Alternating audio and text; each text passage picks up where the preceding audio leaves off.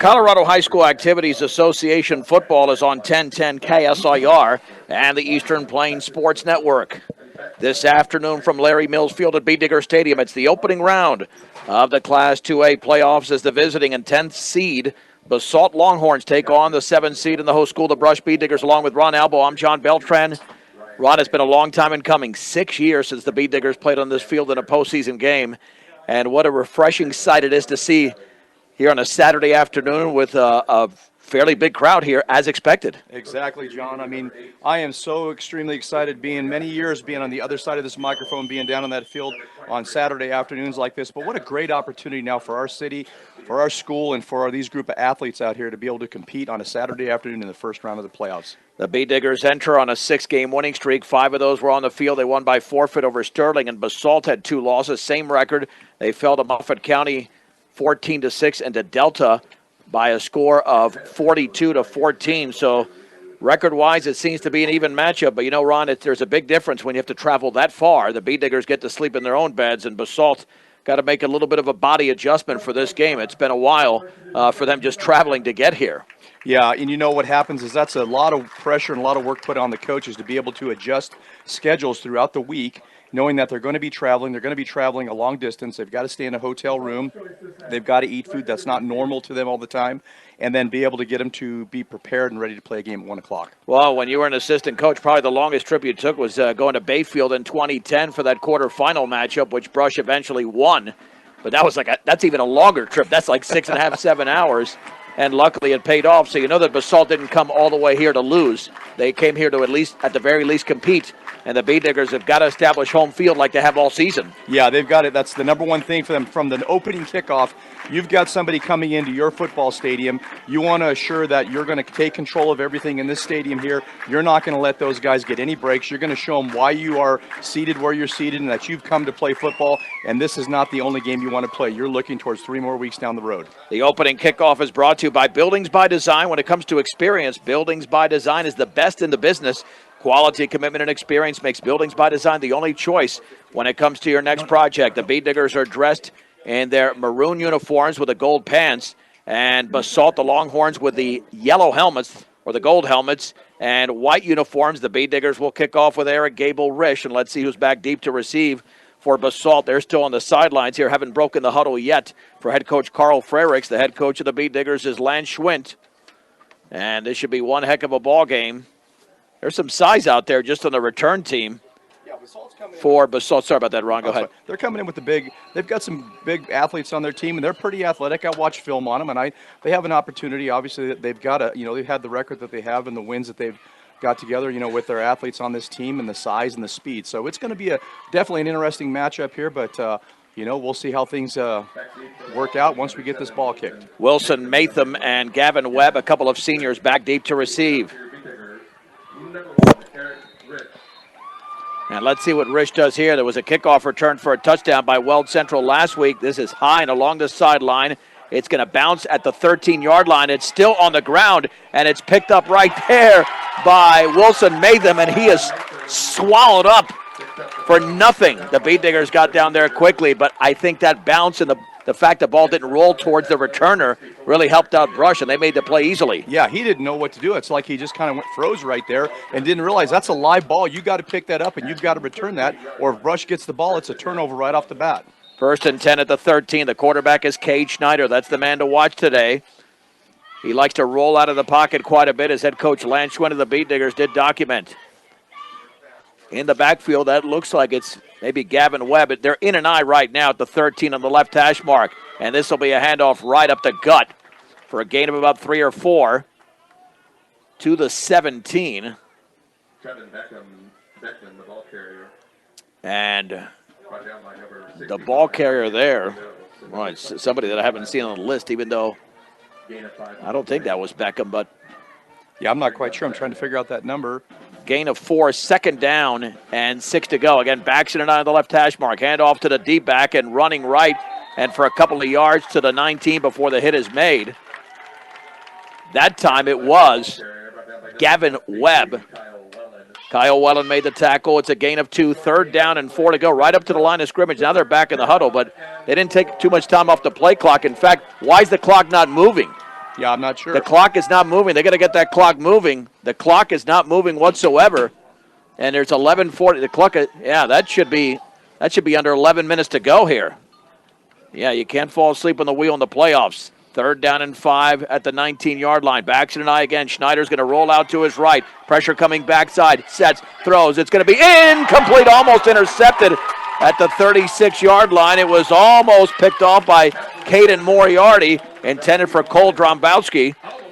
And it'll be 4th down and 5, and Basalt will have to punt, but we've only played 32 seconds of football, even though we've actually played more than that, and the Bee Diggers are going to get good field position here, Ron. Yes, great job on that last defensive play from Caden Moriarty. He followed that tight end as that tight end was running a crossing route and was right there. Had that ball floated a little bit longer, Caden would have had a pick six right off the bat. So good job on the defense. Dombrowski will punt for Basalt. Caden Schwinn, an excellent returner for the Bee Diggers at his own 31-yard line. And you know Brush wants to make some noise early, and we had a timeout called by Basalt. So we'll keep it right here. 32 seconds into the game, a 3 and out.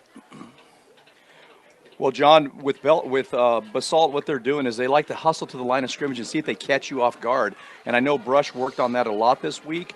And so far, it's not really paid big dividends for him. You can tell the first series is always a tough series for any team, no matter what. You got to get in. You got to get into your rhythm here. You got to kind of get some of the jitterbugs out of the way, and you got to get those first hits and get yourself settled down. So, you know, a big plus for the defense. They were able to stop them, able to almost come up with the pick six there. So now they get a chance to get that ball and return it, hopefully get good yardage too. Hard to get into rhythm, especially on the road as well. And that's the challenge here for the Basalt Longhorns, as Dombrowski will punt.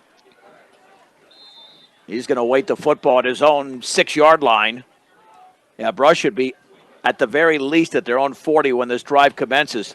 Excellent snap, and that is an end-over-end. It'll bounce at about the 48-yard line of Brush and take a Basalt roll down at the 42, 58 yards away are the Bee Diggers. This will be the first offensive play from scrimmage for the Bee Diggers in the postseason in 6 years. And they're coming off 5 consecutive victories in which they basically went to the mercy rule. That's how effective Brush has been on both sides of the football, but particularly the offensive end. Yeah, and the Brush offense has been very explosive all year long. It took them a little while, you know, early in the season to get themselves gelled and exactly figure out what they wanted to do, and everybody getting, you know, familiar with what they were doing. But once they got on track, it's been awful hard to stop them. 1st and 10 for the Bee Diggers. Starting lineup brought to you by Equitable Savings and Loan. 3 in the backfield. The quarterback is Alejandro Maltos Garcia. On 1st and 10 for the 42, the lead back all season has been Cesar Hinojos. In motion to the left as well, and Ty Griffith also a key back. And the handoff to Griffith up the left side. A first down. Breaking tackles across the 45 to the 44-yard line. It's a quick hitter of 14 yards for Ty Griffith, the Brush Bee Diggers' first down. And Brush just picking up where they left off last week at Weld Central. That running game, like I said earlier, when you get in that full house backfield, it's awful hard to determine who's going to get the ball, and from a defensive standpoint, puts a lot of pressure on you. From the 44-yard line, the backs are split. Man in motion on the inside slot to the right, resetting. There's the give to Hinojos, running wide to the right. A big seam to the 35, a stiff arm to the 30, along the right sideline to the 20. Hinojos still going, and he's dragged out of bounds. Another strong run by the Bee Diggers as they're in the red zone. Let's see where the ball is marked as Gavin Webb ran Hinojos out of bounds. It's a gain of 32 at the 12-yard line. You're right, Ron, picking up right where they left off and doing it rather easily right now. Easily, yeah. They've been able to get to the next level on those linebackers, and the offensive line is doing a phenomenal job of blocking their man and staying with them. On the right hash mark, first down with a back split at the 12-yard line. There's the handoff right side to Hinojos. He's got a couple of yards as he tried to go behind his right tackle to the 10. Maybe got the 9-yard line, and second down. And 8 to go. Hinojos with 2 carries for 34 yards. No reason really to throw unless you're going to go to Moriarty. If they're cheating up at the line of scrimmage, you might do it. Yeah. But if you're that effective, Ron, keep it on the ground. Keep it on the ground. Keep it simple. Do what works. Chew the clock up. Again, Griffith and Hinojos in the backfield. Second down and 8 to go for the Basalt 10-yard line. And there is the give right up the gut. That is Griffith, a hard run to close to the 5. Maybe not quite there. I think they're going to backtrack the football to about the 7. Oh, no, they'll give them the 6, a gain of 4. Yep. 3rd down and 4 to go, and this is easily 4-down territory. There's not even a thought about that. Middle of that Basalt defensive line in on the hit, including Jack Ham, the 5'11", 165-pound senior. 3rd down and 4 to go from the Basalt 6 on Brush's opening drive here at Larry Mills Field at B. Digger Stadium. Backs remain split. This will be a play action. Hondo throws to his right. Caught. Touchdown. That is Ty Griffith along the sideline. Just inside the pylon, 6 yards away. And the B Diggers scoring their opening drive of the 2021 postseason. Brush 6, Basalt nothing.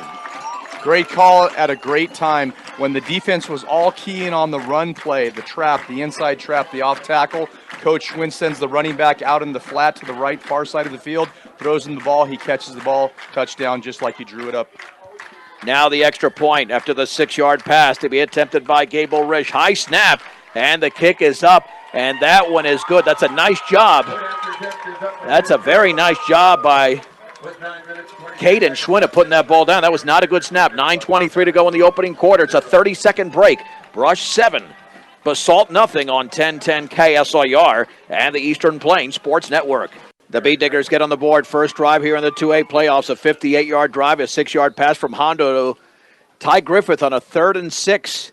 And Gable Risch to kick it off. And this is, again, along the sideline. Matham is trying to field it. It bounces at the 15. The ball is loose. He picks it up at the 7. Now he's trying to wiggle his way. And Moriarty tackles him at about the 4. Oh, man, there was nothing there. Trying to run wide on Moriarty. Too much speed. And the senior's not going to be denied there. And Basalt for the 2nd consecutive possession is terrible field position. This one worse than the first. Exactly, and once again, special teams on their 2 first possessions have been a killer for them. And if they don't improve those, that's not going to help them out for the rest of the game. Things could get ugly real quick. 1st and 10 for the Longhorns at their own 4-yard line with the B Diggers up 7-0, still with 9:17 to go in the opening quarter. Cade Schneider is under center. And there's the counter running left in a nice hole to about the 9 or 10-yard line. The ball carrier there was Trevin Beckman. Yeah, he did have the first carry. He hasn't had much this season, a gain of 6. Now, that's somebody I did not expect to get the ball. Yeah, they listed him as a starter this week, but we haven't seen much activity out of him all year long. Well, and Beckman is a junior at 5'10", 195. There's the give, and on the right side across the 10 to about the 13. That is Cooper Crawford. You do expect him to get the ball. He's got a couple of yards around the football. For the B Diggers there was Cale Stegner along with Dominic Ontiveros. 3rd down and 2 to go after that game by Crawford. Yeah, big critical 3rd down for Basalt at this time in the game. If they can convert this, they'll be able to, get a little more confidence as they move downfield. But just some breathing room. Yeah. I mean, they definitely need breathing room. At the 12, they got to get to the 14. Backs it an eye. Schneider will hand it off and right up the gut. That's going to be right there at the stick. That's to the up back. And that is Beckman again. I think he might have it. Well, no, he's going to be short from here. Yeah, looking at the far referee, it looks as though he is short. So it's a big. They got to punt. They can't. There's no way they can try to go for this and fourth down. It's a gain of 1. Yeah, that would, because if they're stopped here, forget about it. 4th down, and that's about half a yard to go. Just shy of the 14-yard line. Schwint is back deep to receive at his own 44-yard line. And Dombrowski in punt formation, standing on the goal line.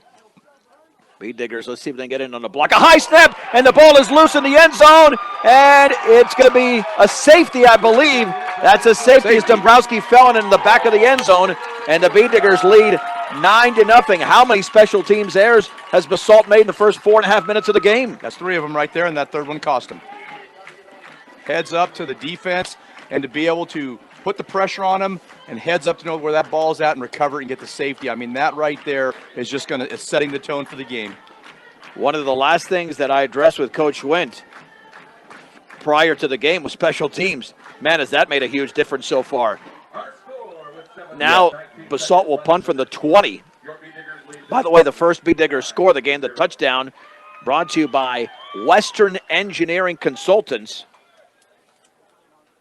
one of our outstanding sponsors of Brush Bee Digger Athletics. Engineering and consulting services for all of your projects. Strong commitment to their clients' needs sets them apart. Get your project started the right way. Western Engineering Consultants. So this will be a punt from the 20-yard line, or they can elect to kick off as well. We'll see what Coach Frericks decides to do, but a nightmarish start here for Basalt, Ron. Yeah, it's not exactly what they wanted to have happen traveling this far, but like we said earlier, there's so many things that you've got to overcome and battle with when you're on the road in a playoff situation. So yeah, and the lower seed. That's the disadvantage of being the lower seed. And it looks like they will kick it off with Carlos Palomares, a senior. And I mean, you're looking at Welland, and he's only back at the 26-yard line, so they should have outstanding field position. Again, we'll see how strong the leg is for Palomares to kick it off here for Basalt. Well, the Bee Diggers scoring a touchdown, an extra point, and a safety. All they need is a field goal. They complete that grand slam, so to speak, along the sideline. That's an excellent kickoff. Fielded at the 28 by Welland. Plenty of running room to the 40. Along the left sideline to the 50. Welland is loose at the 35-yard line. A return of about 35 yards, make it 37 for Kyle Welland before the tackle is made. And Welland had just one to beat there, and he would have been gone. But there is a flag down near the end of the play. Let's see if that's against Brush, unless there was a face masking penalty. Either way, even if it's against Brush, they do have good field position. It's a hold against the Bee Diggers. They'll have it in their own territory. So maybe it's better he didn't go the distance, because that would have hurt that much more had the penalty been assessed against Brush, while he would have gone about 62 yards. yeah, that's true. That's not what you want to happen after a big turnover and a big play like that, and you score a touchdown, then have to be called back and reset again and start over again. So, yeah, probably not a bad thing. The Brush offense so far has been very successful in what they wanted to do, so I don't see anything any different from them here. Basalt's got to figure out a way to slow them down. They've got to slow them down. They've got to get hands on the other guys, and they've got to not let that line of scrimmage be controlled by Brush. You can't lose field position this badly, though. No. I mean, when you're playing on a short field, this is still a pretty short field. Yep. They went, 52 yards, or if I have that right on the opening drive, this would be, 53 yards. 1st and 10 at their own 47. Their backs are split. Welland is in motion to the left. Hondo is under center. This will be a give to Hinojos right up the middle after he started left across the 50 to the 49. It's a gain of 4. Before he stacked up there, the initial hit was made by Juan Martinez, a linebacker at 5'7", 155, so undersized, but he got his body in there, and he's really lining up on the right side, unless he's backing up here on the defensive tackle side. We'll see 2nd down and 6 to go. Hinojos is already up to 38 yards on 3 carries. At the 49, 9-0 Brush, 6.5 to go in the opening quarter. Hondo with a handoff right up the gut again to Hinojos, and he dives to the 46 as Trevin Beckman makes the play. It's a gain of just a couple. Let's see, well, about 3 actually. About 3. 3rd down and 3 from the 46 of Basalt. And Brush is keeping it simple with their 30 series. Their trap, inside trap, dives once in a while. Well, we're going to see Moriarty at some point. Maybe not this play in terms of, he's in the game, but in terms of making a catch. And there's the offsides. Boy, that was a major jump there by Basalt. And that's a 1st down for the Bee Diggers. That was Jack Ham who jumped off sides. So now it's at the 41. Yeah. Love that hard count, Ron. I like it. Good job with Alejandro there on the snap count. Trying to draw him off sides, did a great job. Well, you've been saying the word rhythm. That not only applies to the offense, but to the defense as well. And they're out of rhythm. 1st and 10 for the Bee Diggers at the 41, up by 9. In motion to the right is Welland. Let's see if Ty Griffith gets it this time. No, it's Hinojos running right across the 40. Then he is driven back and down at the 39 for a gain of 2. And the penetration right there for Basalt came from Jamie Dolan, a junior linebacker, 5'10", 175. A lot of linebacker tackles here, which means that the first unit is really not able to make the play. Second down and a short 8 to go for Brush at the 39 of Basalt. And that last play, they just ran a 46 off tackle where the halfback kicks out the defensive end. And obviously your linebacker's got to be able to make the tackle, and he was. Schwint is the receiver to the right. Nobody to the left. Second down and 8 from the 39. Hondo is back to throw. Rolling right. Throws underneath. Caught by Schwint at the 35. Goes out of bounds. He might have had more running room, but he got out of bounds at about the 34. It'll be a gain of 5. And setting up a third down and about a couple to go here for Brush. Nice job of mixing in the pass play at a critical time in the down when they're keying on the run. They're keying on trying to stop the run. We slide a receiver downfield there and throw him the ball for a quick 5-yard pickup. Third down and about 2.5 to go at the 34. There is the give up the middle, close to a first down. That is Cesar Hinojos right in the middle of the pile. I think he's got the first down at the 32, right at the stick. Oh, they're going to say fourth, but, I mean, if it's fourth down by maybe a credit card. Yeah, there's not much room there. Surprisingly enough, the referees aren't calling for the I mean, that looks pretty close, but it's hard to tell from here. But they're going to go for it, obviously. We're talking fourth down and inches at the 32 of Basalt. 4.5 to go, first quarter in this 2A opening round playoff game. 9-0 B-Diggers over Basalt. There's the give to Griffith. He got slammed down, but he's got a first down. Boy, somebody hit him flush at the 31-yard line, but he's so strong he got to the 30 for a gain of 2.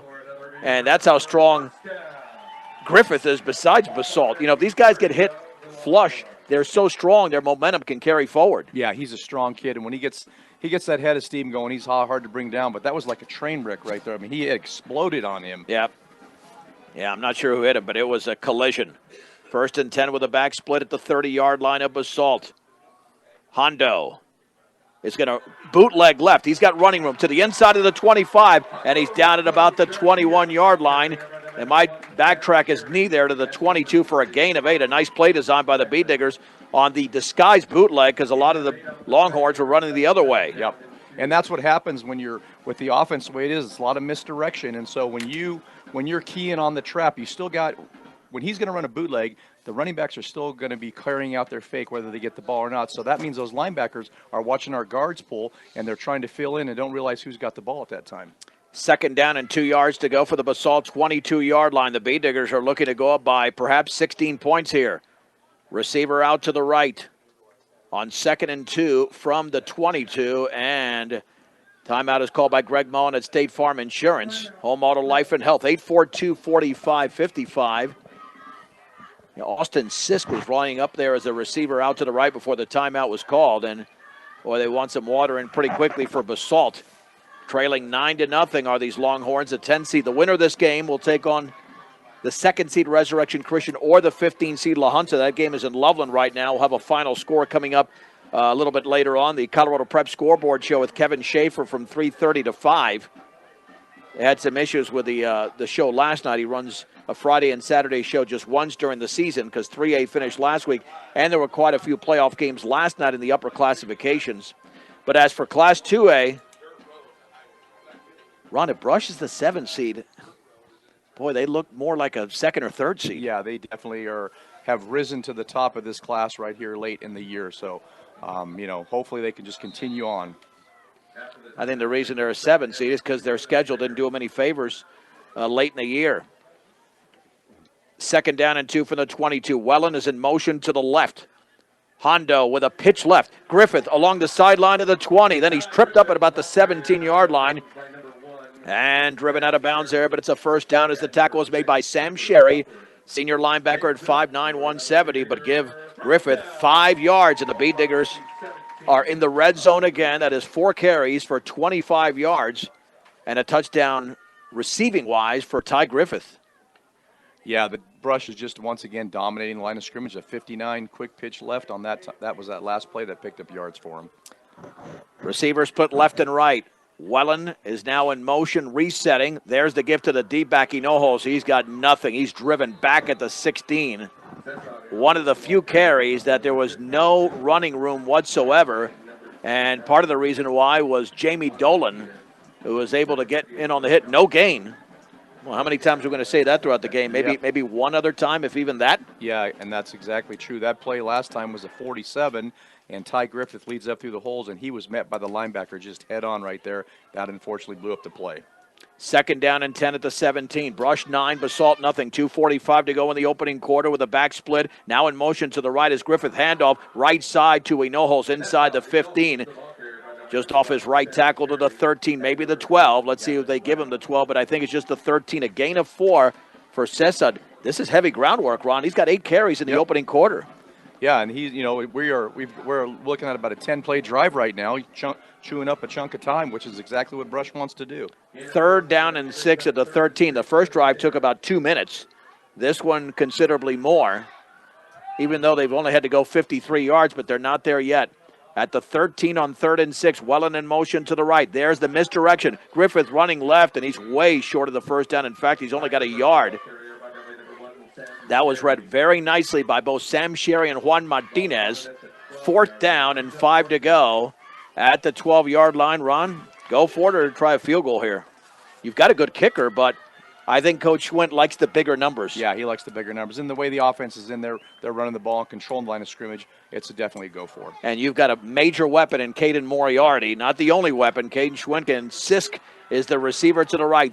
4th and 5 from the 12. Bootleg left. Hondo swinging it to the outside. Gets a block. And I think he's going to be short of a first down. He is. That's going to go over on downs to Basalt. He got to the 9. He needed to get to about maybe the 8-yard line. So Basalt will take over. So that's a nice play by the Basalt defense as the Bee Diggers fell just a yard and a half short of getting the first down, but they're not in good field position. Yeah, I was surprised. I thought they'd throw the ball there. Yeah, and looking up at the formation when they came in, they lined up, they had Caden Moriarty on this near side of the field, and they only had one safety over there. So I think that an 81 dump just let him find his place where he's open and throw him the ball, which is what they've been doing this year. And but unfortunately, they ran to the bootleg in the short side of the field. And it was the second bootleg of the drive. That becomes more predictable. 1st and 10 for the 9. Schneider under center. There is the pitch left and swinging it to the outside and thrown for a loss. Griffith and others were in there as that went to Gavin Webb. Man, he had no shot in the Bee Diggers with a lot of penetration in that backfield. And let's see where the football is going to be placed. I think at about the 7 or 8 yard line. 7-yard line, a loss of 2 for Webb. 2nd down and 12 to go. We are inside of 1 minute to go in the first quarter. 9-0 Brush over Basalt in the opening round of the 2A playoffs. Right up to the line of scrimmage again. I formation. Schneider to throw out to his right, and it's going to be caught underneath for a gain of about 6 to the 13 as Caden Schwint made the tackle on Wilson Matham. So it'll be 3rd down and about 6 to go. They got to get to the 19. And Schneider with his first completion of the game to his second leading receiver, Matham. I look for this a great time to call a blitz right now, putting him deep in their territory. Well, let's see what happens. 3rd and 6 for the 13. And this will be a handoff, and the ball is on the ground and is still loose. And I think the Bee Diggers have it at the 18. It was swatted out of there, went to Cooper Crawford, and Brush comes up with the football. Boy, they gave it to the referee so quick. I'm not sure if it was Sisk or somebody else that came away with the Bee Diggers are back in the red zone, and this should be the final play of the opening quarter coming up. But Crawford with a big miscue there for Basalt. It's not really the second turnover, but the special teams mistake was kind of a turnover, yes, Ron. Yep. So it's at the 18, and he would have had a first down. He held on to the football. Yeah. There was running room there. 3 in the backfield now. In motion to the right is Griffith from the 18. This will be a give on the right side to Wellen. Man, I didn't even see. I was looking at it the other back, and he's got a nice gain to about the 11. Gain close to 7 yards. That's the end of the first quarter with a score. Brush 9, Basalt nothing. You're listening to the opening round of the Class 2A 2021 playoffs from Larry Mills Field and Brush at Bee Digger Stadium on 1010 KSIR and the Eastern Plains Sports Network. 9-0. Brush leads Basalt as the 7 leads the 10 here from Larry Mills Field at Bee Digger Stadium as we head to the second quarter. Along with Ron Albo, I'm John Beltran. Not too many mistakes there in the first quarter for Brush. In fact, I wouldn't say it's a perfect quarter, Ron, but because they got stopped on that last drive, but now they're at the 11-yard line looking to score again. Yeah, they just got to keep the rhythm going and just keep the pressure on Basalt's defensive line. The offensive line right now have been doing a great job of controlling that line of scrimmage. And when you do that, pretty much makes everything else easy. And Hondo threw just 2 passes in the first quarter, and both were complete, and one went for a touchdown, the only touchdown of the game, a 6-yarder to Ty Griffith. On 2nd down and 3 for Brush at the 11-yard line. Full house backfield again. Let's see if one goes in motion. That will not be the case. Hondo under center. There's the handoff to Griffith. He's got a first down. He bowls his way to about the 5, running behind his right tackle. Maybe got to the 4. And it's almost like Griffith is inviting the defenders to hit him. Yeah, he almost runs so high. As he gets to the 4, it's a gain of 7. And that is now 33 yards on 6 carries. He's saying, take me on. Take me on. And he's done that a lot. They've hit him straight up, and he still keeps moving his feet and just runs right over him. Well, the official mark is just inside the 5. 1st and goal. Handoff. Griffith right side. That is too easy. He was touched a yard into the end zone. His 2nd touchdown of the game. 1 receiving and 1 rushing. 5 yards out for Ty Griffith on his 7th carry of the opening half. And Brush now leads Basalt 15-0. And you know what I was saying earlier, John, that with the way the offense is set up here, you don't know who you can stop. To be able to defend against them and prepare, it's just very difficult right now. That's the PYP theory. Pick your poison. And here we go. Gable Rich to attempt the extra point. Need a better snap here to Caden Schwint. That's a very good one, and the kick is up, and that one is right down the middle. 11 minutes, 31 seconds remaining second quarter. It's a 30-second break in the opening round of the 2A playoffs. Brush 16, Basalt nothing on 1010 KSIR and the Eastern Plains Sports Network. Well, this was much shorter than the first drive. The fumble by Cooper Crawford set up an 18-yard drive for Brush, and Ty Griffith from 5 yards outscores. And it's 16-0. We still are just 29 seconds into the second quarter. And they can add to the lead, and then Brush receives a second-half kickoff. Yes. It could really get lopsided. This is a little pooch up the sideline, and the ball is loose, and it's pounced on at the 30-yard line. Got to make that play there by Luke Rappaport. Ron, I don't want to be arrogant and say the game is over. It's still too early because one play can change things, but Brush is 1 or 2 plays away from putting this out of reach in the opening half. Yeah, they definitely are. And, just Basalt's got to just be scrambling over there right now. And for Brush, they are wanting this game to run exactly just how they wanted it to run. And for Brush, their mentality is that the score right now is 0-0. Yep. Yeah, they're going to keep the pressure on. 1st and 10 for the Longhorns at their own 30. The receiver out to the left side is Sam Sherry.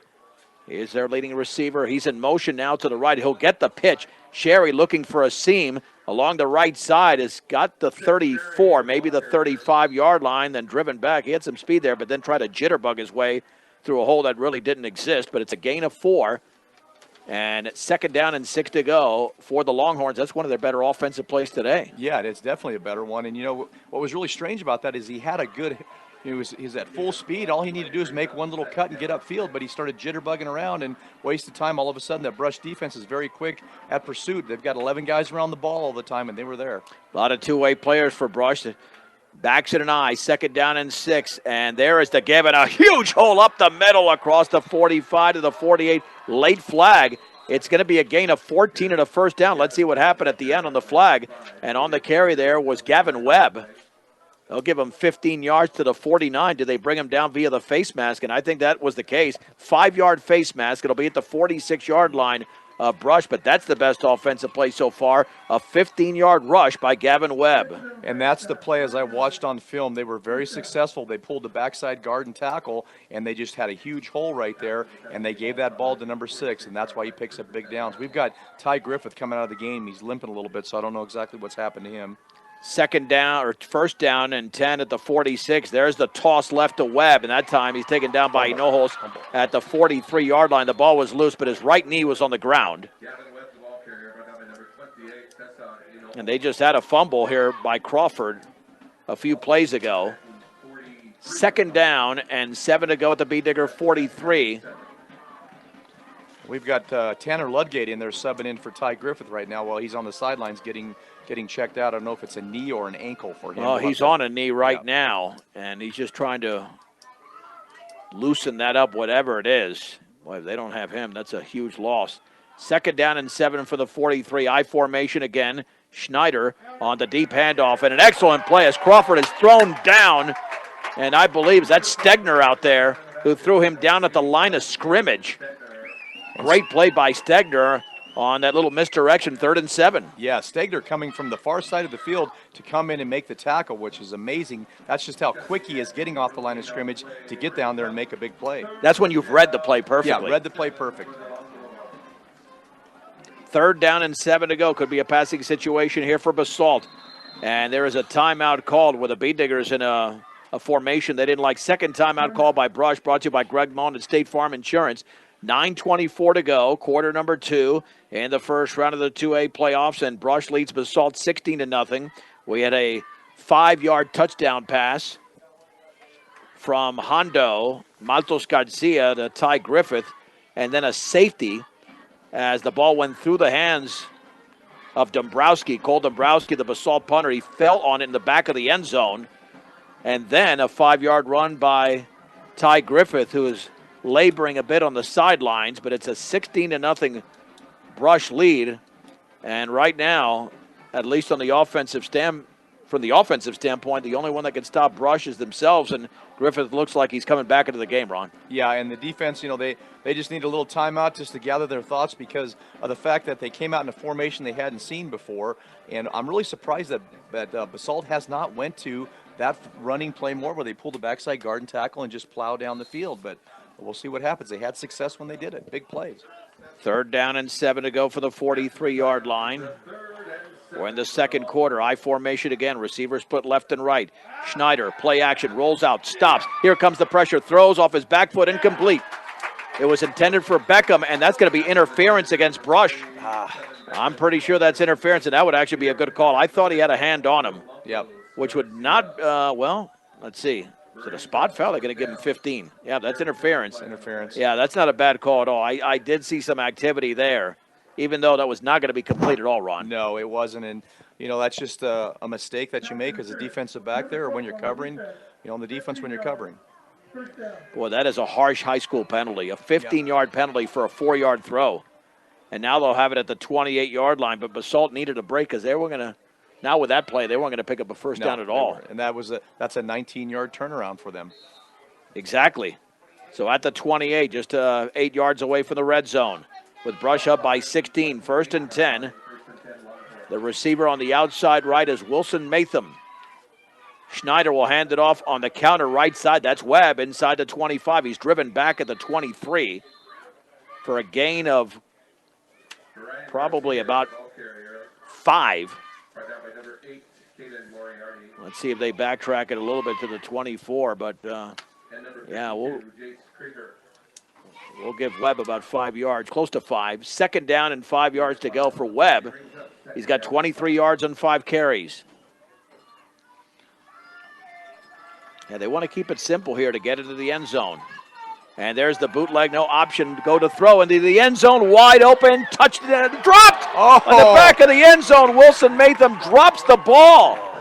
Wasn't sure if it was just an option or a bootleg. Instead, Schneider threw a perfect ball, a little bit wobbly, but that's got to be caught in the back of the end zone. The Bee Diggers were burned badly on that play and got away with it. Oh, there was a huge break for the defense that time.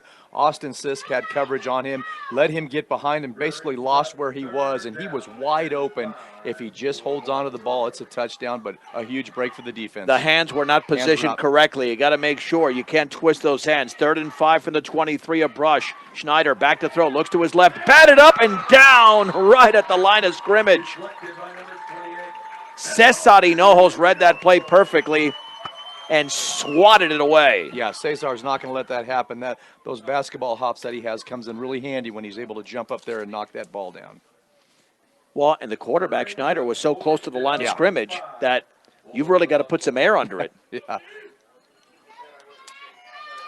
4th down and 5 at the 23. Huge play, a bigger play for Basalt than for Brush because the Bee Diggers have the 16-point lead, under 8.5 to go in the second quarter. Rolling to his right. Schneider setting up, throwing deep over the middle. That's incomplete. Man, there's not even close. Two beat diggers there defending the intended receiver, Dylan Madden. And that was just essentially a throwaway. He should have gone to a check down if he had one there. Because talk about no chance. There was zero chance of the beat diggers take over on downs at their own 23-yard line. Yeah, and he had a check down receiver. They had two receivers in that route. The short guy, when he made his break, he fell down on the ground, so he had no other option other than to go deep at that time. And the guy that fell down was right at the sticks for a first down. Brush is out of timeouts. Their third and final timeout. I will say this, Ron. Coach Schwinn can get away with this now. You can't be calling timeouts like this in a tight ball game. You've got to save those timeouts for the end of the opening half. Yeah. Now, I will give him this. First playoff game in 6 years, so especially even obviously for this crew. And you want to be as detail-oriented as possible and not make a mistake because you don't have the assignment correct here. But it's rather unusual that you used all three timeouts with 8:21 to go in the second quarter. Yeah, and I know that's something he's not happy about, but unfortunately, you take the timeout so you don't get burned or something big does not happen in a situation. So, First and 10. Yeah, no, well, hey, it's worked out so far. First and 10 at their own 23-yard line, and the backs are split. Enoholz and Ty Griffith. This will be the give to Enoholz, running on the outside right to the 30-yard line. Then he's driven out of bounds. It's a first down. Sessot had a huge gap. Nice blocking on the outside. He's down at the 35. It's a gain of 12 for Sessot Enoholz before the hit was made. That's his first carry of this quarter after he amassed 49 yards in the first quarter. First and 10 at the 35. We've got 8 minutes to go before halftime. And Brush on 2 Ty Griffith touchdowns, and a safety leads 16-0. Full house backfield. There's the give and a nice hold to the 40, and that is Kyle Wellen, another senior, running off right tackle. The tackle was made by Ryan Zeng, a 6', 170-pound senior. Oh, they'll give him 6 yards. He stretched that football out to the 41. Second down and 4, 2 carries for 13 for Wellen. Once Wellen gets loose, he's really fast. Yeah, he's quick too. That's 6 yards on a 24 dive. From the 41 with 2 back split.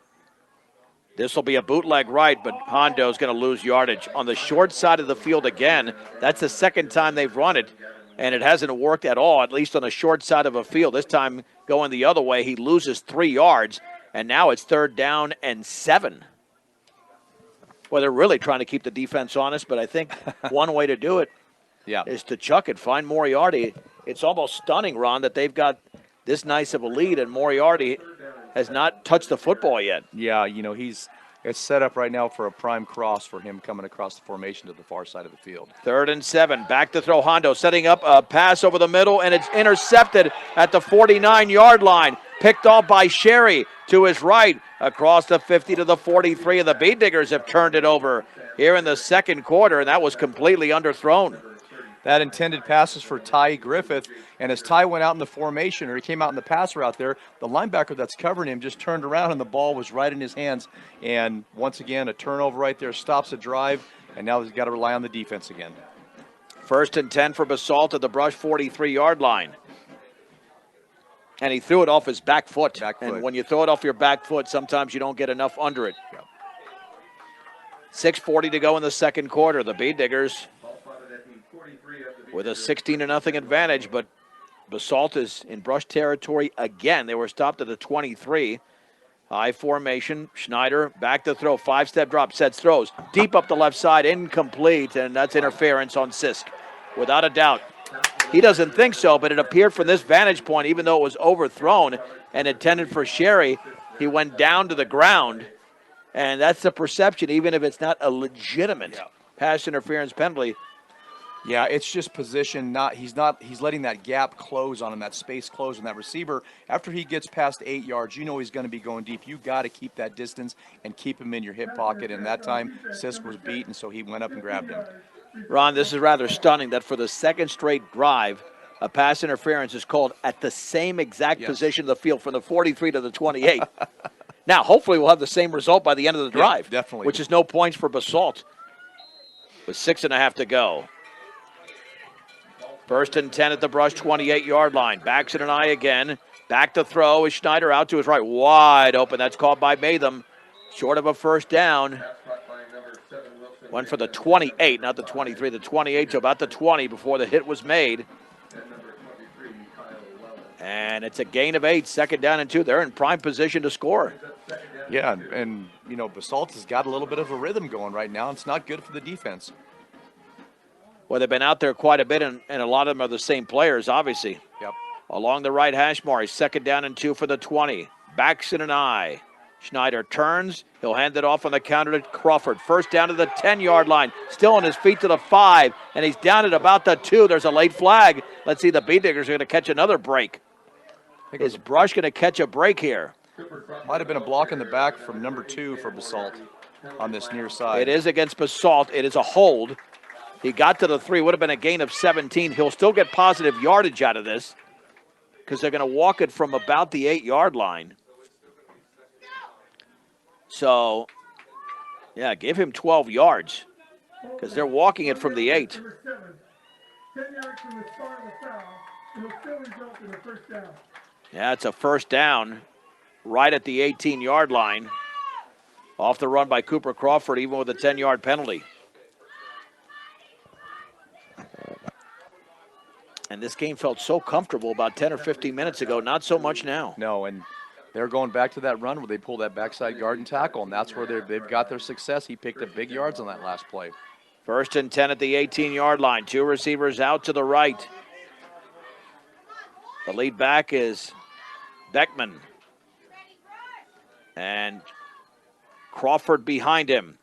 Crawford has the football in the misdirection, trying to wiggle his way out of trouble, and he dives to the 15 for a gain of 3.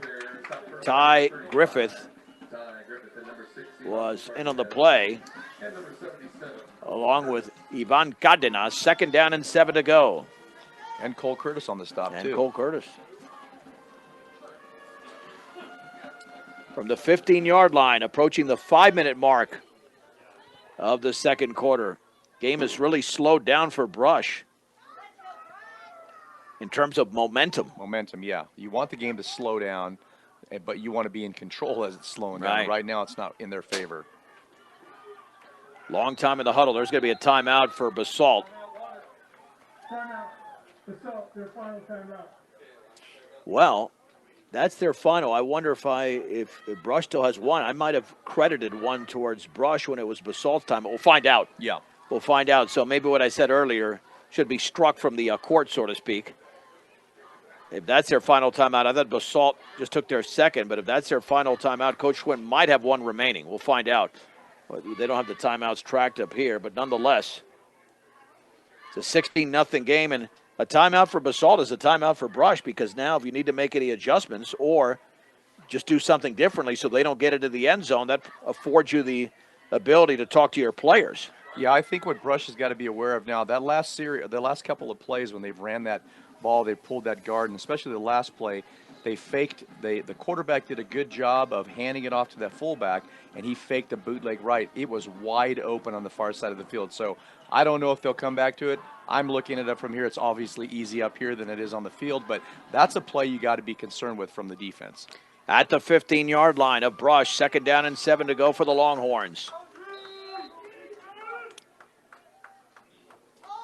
2 receivers are split out to the right. On the inside is Sherry. On the outside is Dylan Madden.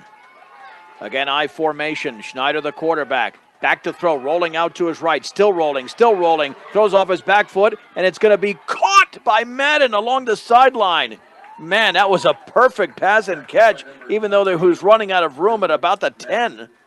Oh, man, there was no room over there, and somehow they're able to pick up 5 yards on that play, and it was pretty well defended. Yeah, great job on defense. Had coverage there. He just did a great job of throwing that ball in the only place that receiver could catch it, and he was very disciplined in keeping his feet in bounds.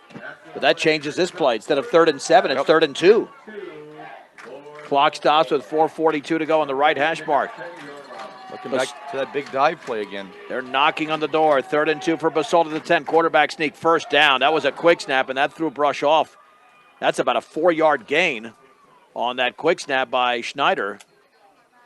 Might have actually grabbed the 5-yard line, and he did. A gain of 5, and you rarely see that on a quarterback sneak or keeper. By number 2, Gage Snyder, is enough for a long first down ball spotted at the 5-yard line. And now you just sense the Bee Diggers are not going to be able to pull this off again and stop them.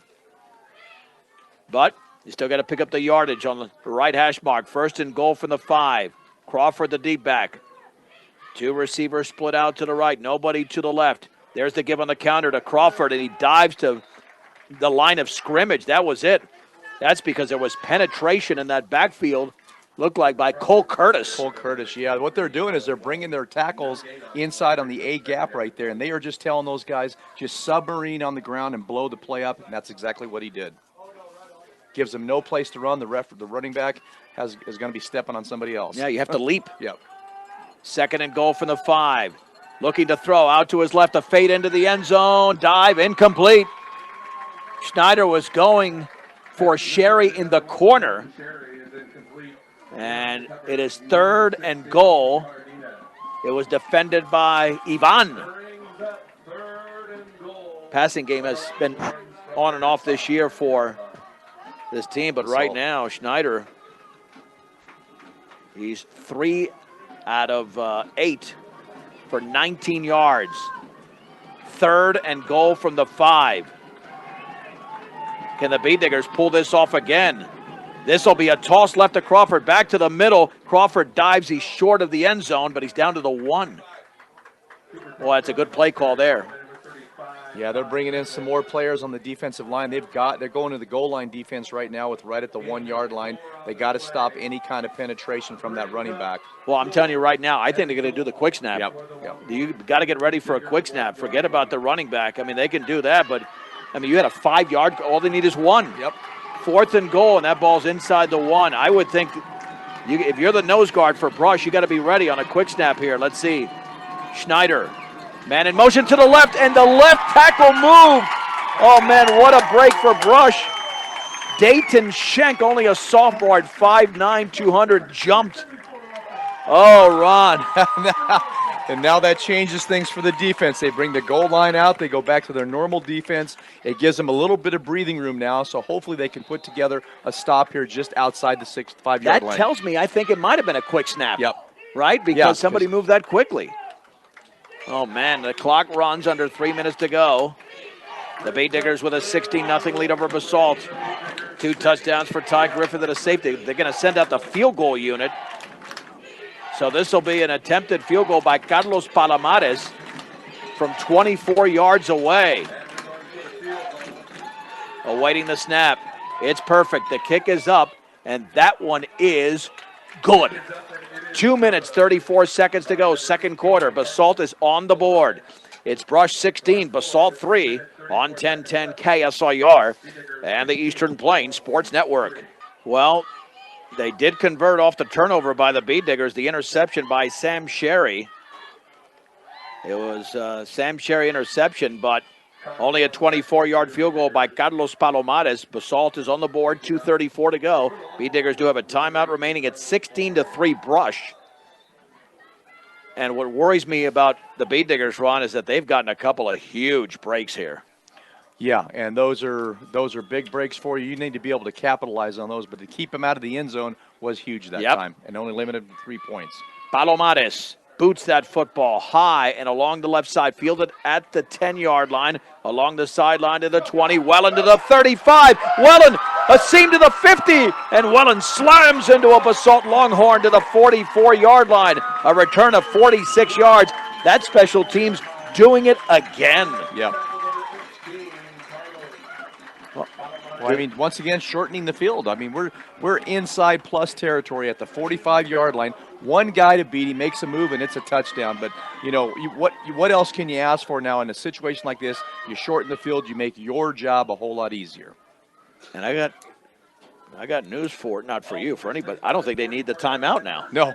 You know, I mean, unless they're really halted here and run 2 plays that don't go anywhere.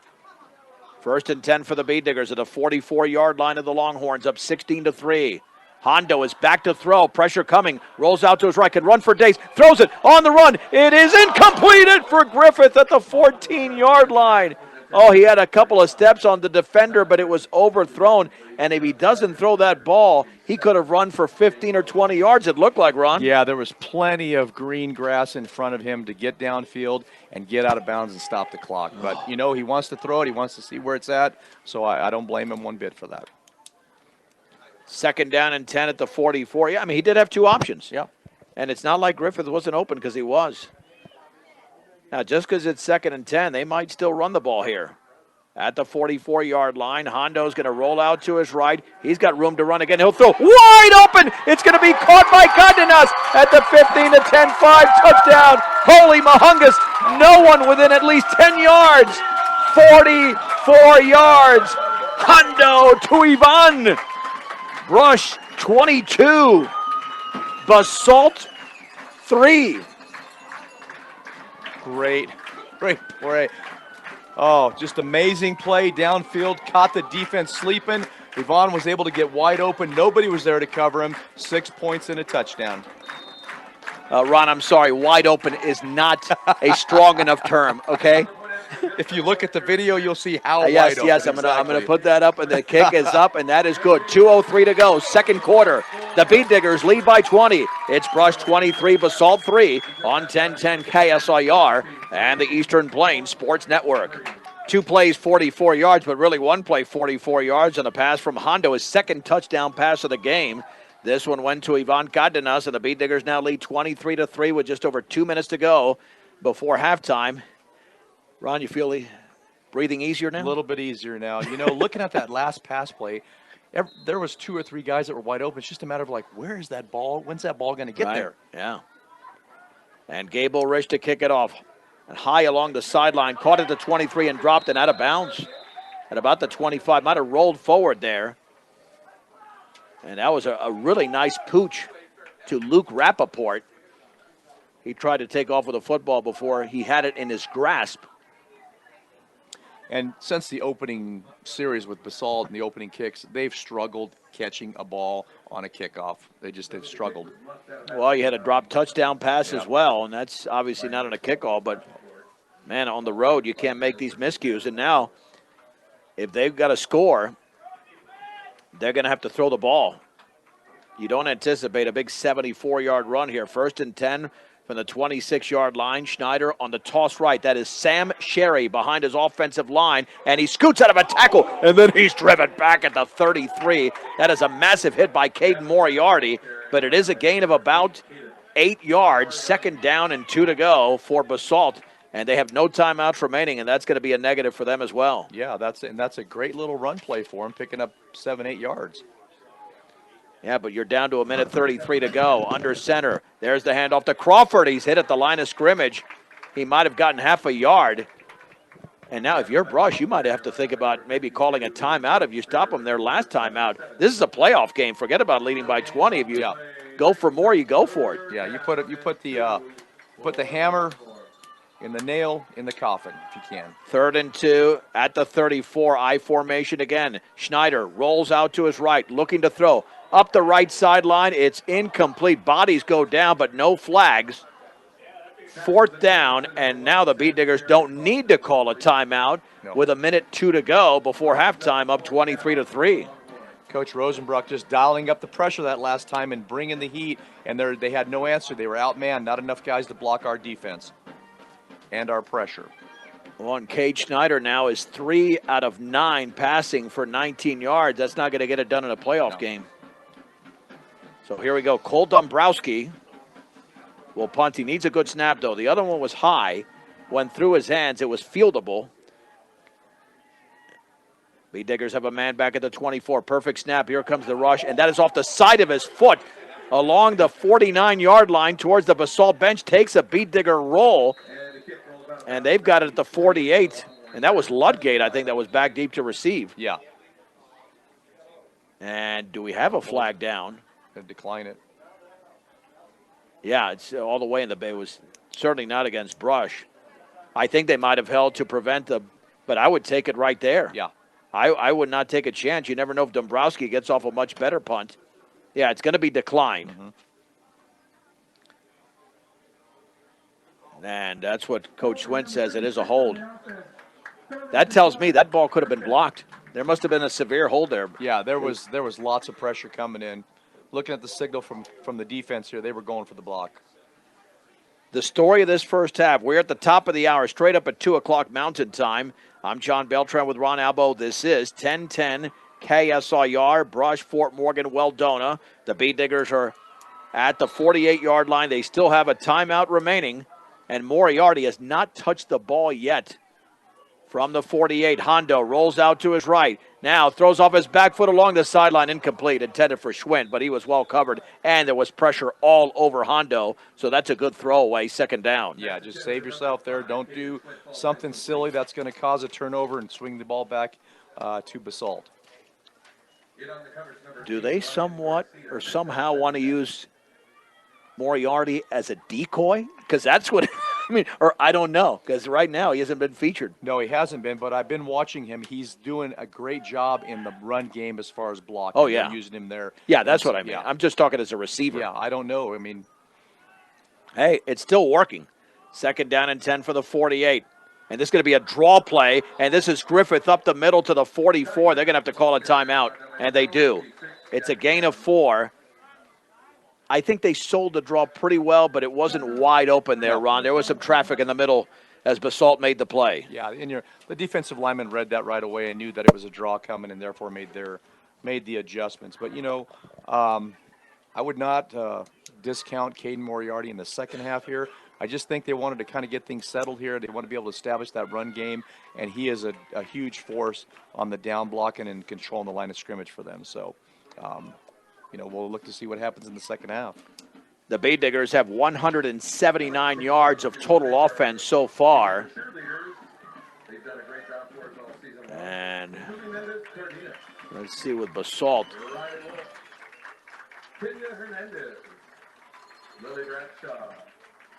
Let's see, Basalt looks like they've got, they have 72 yards on the ground, and they got 91 yards of total offense so far. So the Bee Diggers are almost doubling up Basalt. Third down and 6 yards to go from the 44. This is where they scored it. Moriarty, the receiver to the right. Now pressure's coming. Hondo is sacked. Oh, he had no chance there at the 40-yard line. No chance, and the clock will just run out. Yeah, the Bee Diggers don't need to do anything. Back at the 42, it's a loss of 6. And we have hit halftime from Larry Mills Field at Bee Digger Stadium. With the score, Brush 23, Basalt 3. Let's take a 1-minute break. We have an extended feature at halftime, so it's a 1-minute break on 1010 KSIR and the Eastern Plains Sports Network. John Beltran back with Ron Albo, the Bee Digger halftime show here from Larry Mills Field at Bee Digger Stadium. Brush leads 23-3. You have a 6-yard touchdown pass from Alejandro Matos Garcia to Ty Griffith in the first quarter, then a safety as the ball went through the hands of the punter, Cole Dombrowski, in a high snap, and he fell on it in the back of the end zone to make it 9-0. The Bee Diggers would extend the lead early in the second quarter on an 18-yard drive, and that was a 5-yard run by Ty Griffith to make it 16-0. And then Brush, I don't know how they didn't give up a touchdown. It could have been a touchdown pass. It could have been from the 1-yard line, a false start. Made it into a 24-yard field goal by Carlos Palomares to make it 16-3. And then the prettiest play of the first half, Ron, had to be that pass to Yvonne. Oh, great play. I mean, beautifully set up. Somebody, like we said, had to have broke coverage there, fell down, because you don't leave somebody that wide open. Yvonne just concentrates on the ball and takes it into the end zone for a touchdown.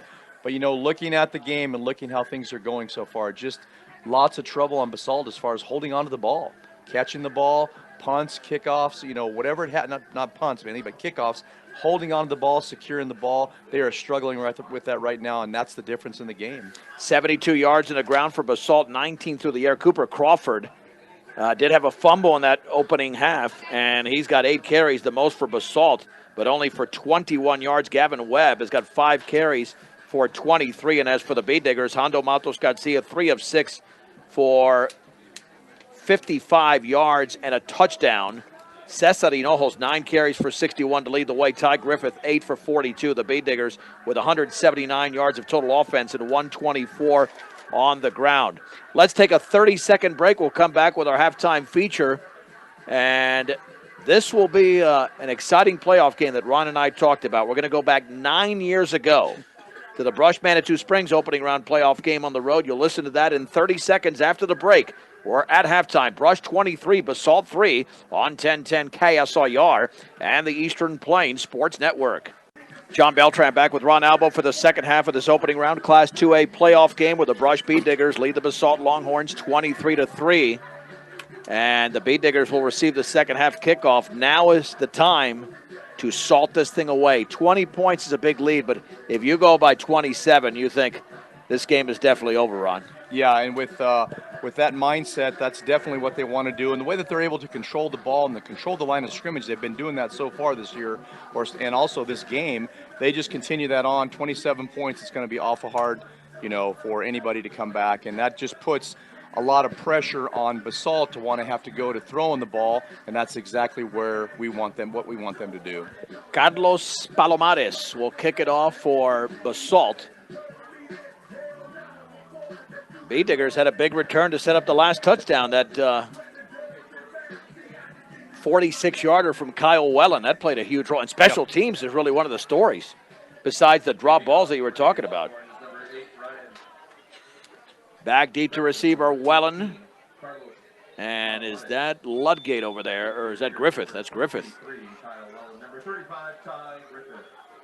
And that boot is going to be right towards the middle of the field. Wellen at the 9, backs up, runs to his left to the 20, along the left side, running out of room, and he's down at about the 25-yard line. And that time Basalt contained it a lot better than the previous kickoff. Yeah, I think they had some conversations, obviously, at halftime, which all coaches do, making adjustments just to try to get their team, keep their team in the game and get some positive plays going forward so they can slow down maybe the Brush rushing offense. But we'll see what happens this first series on the offense for Brush, and then also Basalt's defense. First and 10, just shy of the 26-yard line for the Bee Diggers, up by 20 points on that left hash mark. Full house backfield. Now in motion to the right is Ty Griffith. Hondo's going to roll that way, throwing off his back foot, complete at the 30-yard line. And if he could have broken out of the tackle, he would have kept going for a while. He's down at the 33, but that's a nice open field tackle, a gain of 7, as the play was made over there by Ryan Garcia. Nice play call to begin the second half. Yeah, they did that earlier in the first half, and that puts a lot of pressure on that linebacker as far as what they're going to do in coverage goes. And Ty does a great job of getting upfield, catching the ball, picking up yardage. And Griffith has really nice hands, excellent hands. He doesn't drop anything. Second down and 3 from the 33-yard line. Yvonne's in motion to the left. There's the give, and close to a first down right at the stick to the up back, Griffith. I think he's going to be short. We'll see. Trevin Beckham makes the tackle. That's going to be probably half a yard short. Third down and just that much to go, and now the clock is stopped. Not sure why. They're going to measure? So this one was a lot farther than the last one that we had. Yeah, they didn't measure that one, and now I'm they're going to measure. dumbfounded. Yeah. I mean, I know the field can be, there's a crown, so it has that lopsided feel to it maybe. Yeah.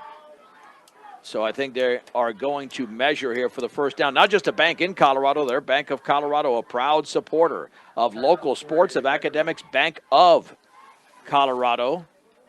And, okay, are they ever going to bring out the change? That's what I'm wondering. There you go. I mean, they've been over there for a while, Ron, right? Yeah, they're. As I know the official's out there, and he looks like he's got a bad wheel, so that's tough on him. So maybe I should be gentle. Yeah. Or a lot gentler than I just was. They will stretch out the sticks. I think he's short.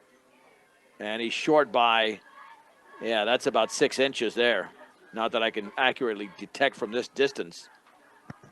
But it's third down and very short here, just shy of the 36-yard line for the Bee Diggers. If I had to relay it, I'd say about a half a football length. Well, Resurrection Christian's got a 34-7 lead on La Junta at halftime, so it looks like it's Brush and Resurrection Christian coming up next week in Loveland. But first things first, we still have 23 minutes of football to play, over 23 minutes, third and short. And this will be a quarterback keeper off the right side. Hondo just between his right tackle and guard gets a first down. to the 38-yard line for a gain of 2. And that's a simple way. You don't have to exchange Nope. from one person to another. It's just from the center to the quarterback. Yep, and that's a secure run right there. Positive thing to do in this situation. The Bay Diggers have a 1st and 10 at their own 38-yard line. 10.5 to go in the third. Brush 23, Basalt 3. Under center is Hondo. He'll give it off on the right side. Now back towards the middle is Cesar Hinojos for a gain of about a couple. And Beckman has been in on a lot of plays. And, ooh, somebody's getting up slowly there for Brush. Looks like a lineman. 2nd down and 8 to go. Yeah, there's an injury, our first injury of the game on either side. Not sure who's down on the ground there. Yeah. 50. Well, and it looked like Cesar tried to cut it back towards the middle on that play and then just didn't find the seam he was looking for. We've got 10-10 to go on 10-10 in the third quarter, and Brush with a 23-3 lead. And Morgan Community College is here to make your dreams become a reality for both traditional and non-traditional students. Check them out at morgancc.edu. That's Morgan Community College and B&B Appliance and Repair. From refrigerators to vacuums and everything in between, and outstanding stuff there at B&B Appliance in Fort Morgan. So they're attending to the injured Basalt player with the Bee Diggers up by 20 on a 2nd down and 8 to go at their own 40-yard line in the early moments of quarter number 3 in this opening round 2A playoff game. And that's Jack Ham getting up slowly, and it looks like he's either got a right knee or right ankle issue. He's being assisted off the field. Yeah, when their trainer came out to look at him, they were definitely looking at a lot of detail in that right knee. So, in that situation, those linemen are in the mix of it. You got people down blocking, you got running backs going different places. So sometimes you get caught up in a situation where your leg's in one spot and your body's going to another spot. We'll call it a 2nd and 7, gain of 3 from Hinojos. That's another thing I used to be good at was math, and then something happened. At the 41-yard line. Full house backfield for the Bee Diggers. Now in motion to the right is Ivan. Shifting on the defensive side. The pitch right to the short side of the field to Griffith. He stutter steps, and he's across the 45 right in front of the Bee Digger bench to the 47. That's a strong 6-yard run by Ty Griffith. 3rd and 1 to go for Brush. Another ideal situation for the Bee Diggers. Yeah, great time right now to call a pass play. They've been keying on the run. Brush has shown that they've been successful when they do throw the ball. And I'd look for, this would be a good time for just a big hitter play right now. It'd be nice to have about half the quarter left. Going a nice 5 or 6 minute drive. Because there's 9:20 to go right now in the third. And we did have movement there. It's our left tackle, Chase Krieger, number 52. Yeah, Basalt did move, but after Brush moved. So now it's a 3rd and 6. Well, that's a way to keep the clock rolling because they'll roll the clock, but that's not the ideal way to do it. You don't want to go backwards. So the football will be at the 42-yard line. That's what I thought. Then I saw him walk an extra step. I never know. I've seen new math before. No, I have. I've seen 6-yard offsides penalties. 3rd down and 6 to go at the 42. The Bee Diggers lead 23-3 early in the third quarter. Hondo dropped the ball, and now he pounces on it. He pulled off from under center a little bit too quickly, and the Bee Diggers will have to punt on a 4th and 7. And that's not how you wanted the series to start for you, coming out of getting the second half kickoff. You want to be able to sustain a drive, and there's some mistakes there, penalties that have cost them this drive, and so now they've got to turn the ball over. And sometimes penalties are forced, Ron, but that was self-inflicted. Yeah, self-inflicted. So here we go. Moriarty with his first punt of the game. At his own 30-yard line. The Bee Diggers making sure they have 11 on the field for max protect. And he gets it off end over end. That's going to sail over Matham, over down to the goal line and out into the end zone. The punt goes for 59 yards, a net of 39. And Basalt has it with 8:33 to go, third quarter. Brush leads by 20. Each team has a turnover in this game. A fumble by Basalt and an interception thrown by Hondo. But he does have 2 touchdown passes. 1st and 10 at the 20. Now you sense the Bee-Diggers could really blow this game out of the water, but again, it's just 1 or 2 things that you're mentioning that are keeping Basalt within range, so to speak. At the 20, backs in an eye, and there is the give on the right side. That's Sherry, I believe, for nothing, maybe a yard. Let's see if that. Let's see who gets up off the bottom of the pile. Chase Krieger. Yep. No, that was Gavin Webb, and right, you do have the tacklers there. 2nd down and 9. Webb with a carry. That's his 6th carry for 24 yards. 2nd and 9 for the 21. Again, same formation. Back to throw. Schneider pumps, rolls out to his left. Pressure, throws off his back foot, incomplete. Intended for Sherry at the 28, but no way. Especially with a wounded duck that he threw there because of all the pressure, he was going to be able to complete that pass. 3rd and 9 to go.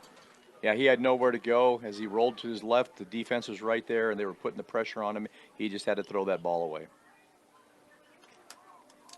Struggles continue. 3 out of 10 for 19 yards. Got to be balanced against the Brush defense. If not, you're going to make it that much easier. On 3rd and 9 at the 21.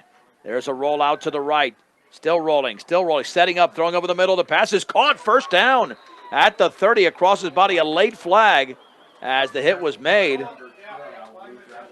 And the catch was made over there by Luke Rappaport.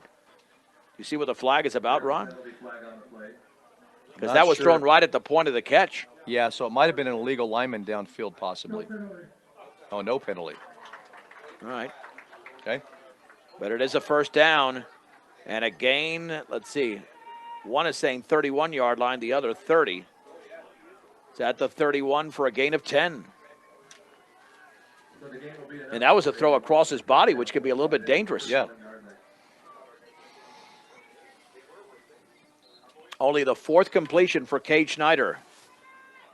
But they need to go downfield more. They're down by 20 points. A roll out to the right. This will be a reverse. Running left for Sherry. Speed to the 35. Up the middle to the 40. Tackle from behind, but it's a 1st down. A gain of 11 to the 42.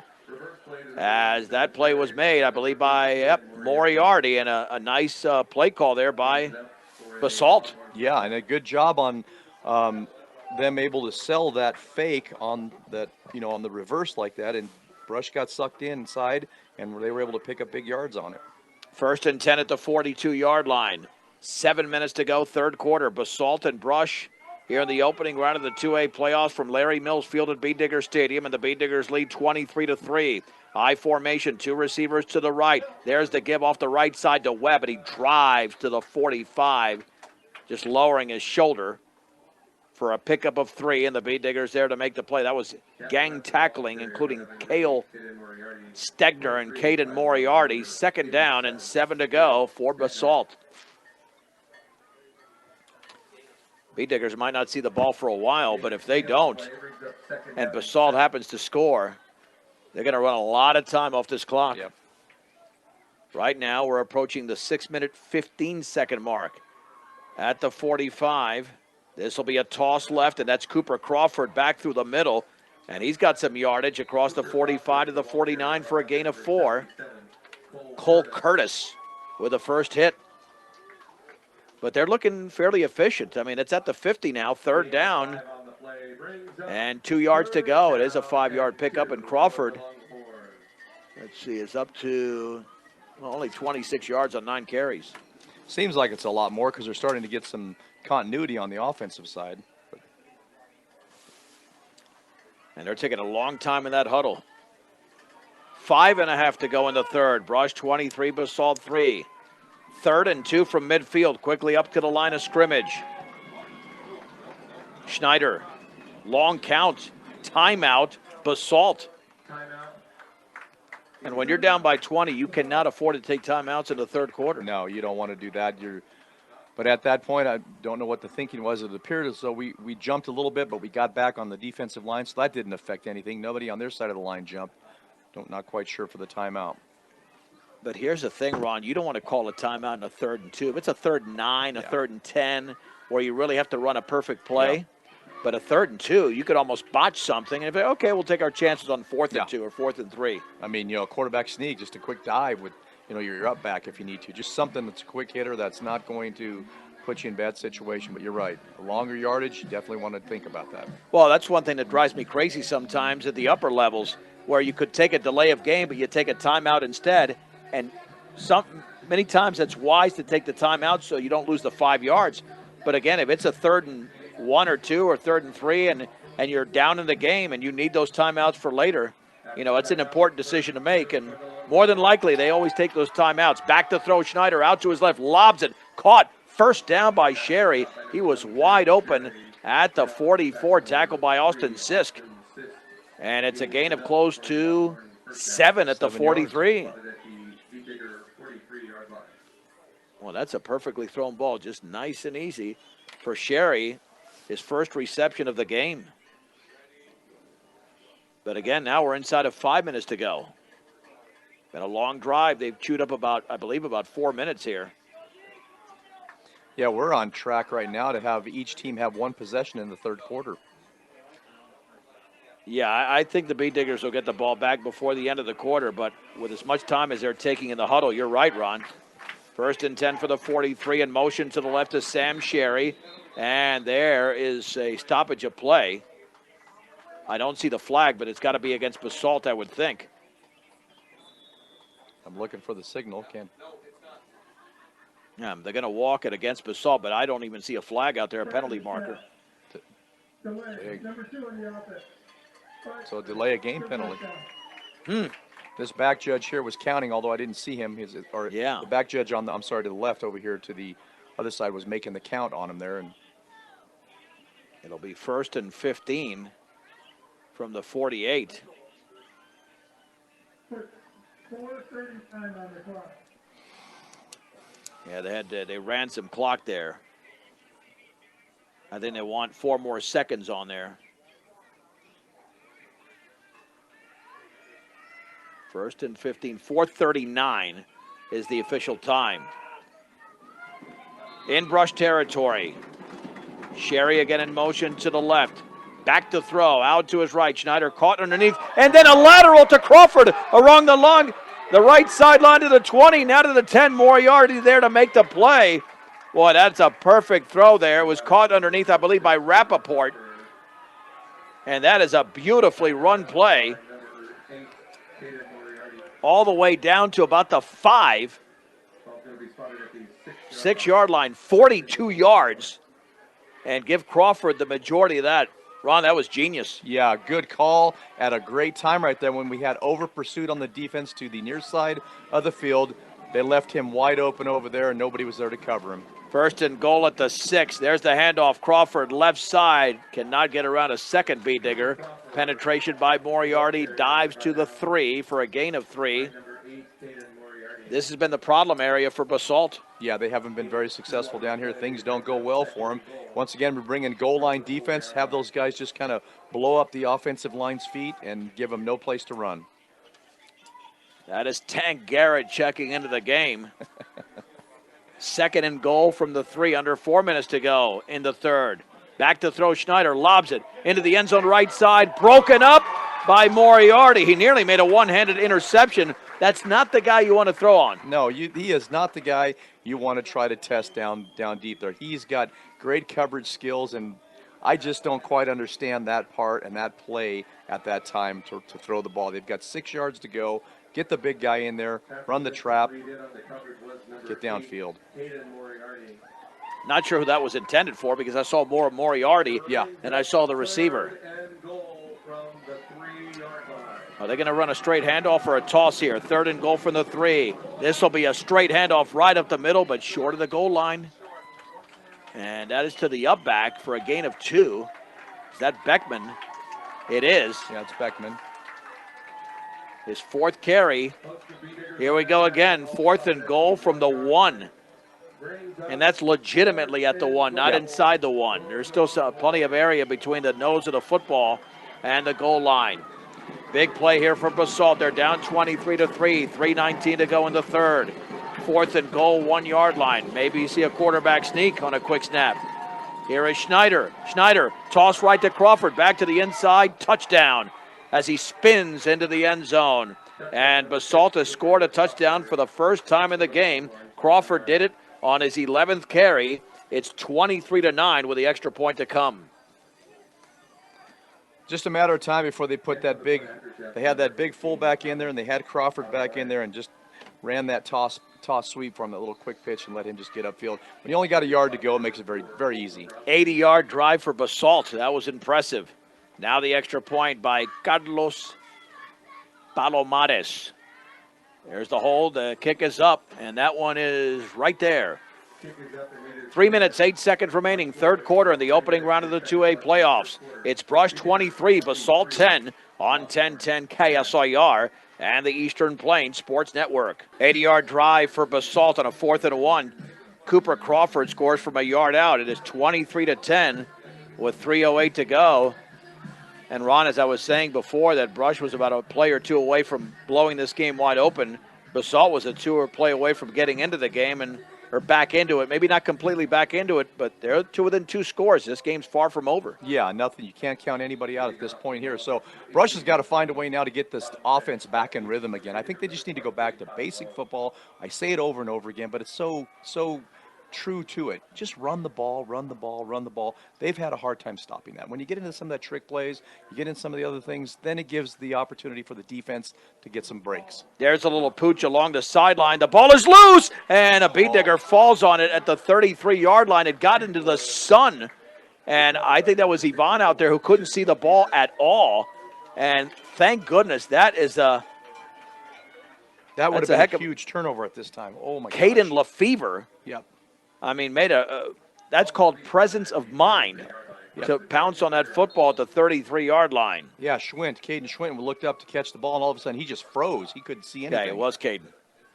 1st and 10 at the 33. Yeah, the sun right in his eyes. It's a high sky today, not too many clouds there. On the left hash mark at the 33, there's the give to Cesar Hinojos in a big hole. He nearly broke it. He's got a first down. Right off left tackle across the 40 towards the 44. We'll give him a gain of close to 11 and a first down for Cesar, who had 8 carries in the opening quarter. Since then's only carried the ball 3 times, Ron. 3 times for 26 yards. He needs the ball more. They need to give him the ball more. He's been the workhorse all year long when you're talking about in that close down yardage. They've got to give him the ball. He's got 75 yards and 11 carries. 1st and 10 from the 44-yard line. Full house backfield again. Now in motion to the right is Cardenas. There's the give, and that's a short gain, and that time it was Hinojos again to the 48, just trying to plow through defenders. He's still on his back, though. And that's not good. It's a gain of about 4. Yeah, he must have taken a shot low. 2nd down and 6. And this is not what Brush wants to have. They cannot afford to have injuries, especially to a key player like him on defense as well as offense. You give him the ball, he runs the ball, and he's an awesome, does a great job as a defensive end for the defense. So they can't have this injury. Well, he might have either the wind knocked out of him or his bell rung. Yeah. Because he looks a little groggy from this distance, but we'll see. And you always look groggy when you're hurt. Yeah. Coach Schwint made his way out there, said something to him real quick, and now he's walking back to the huddle, I think, just to check on him, make sure he's okay. Yeah, I think he took a significant pop.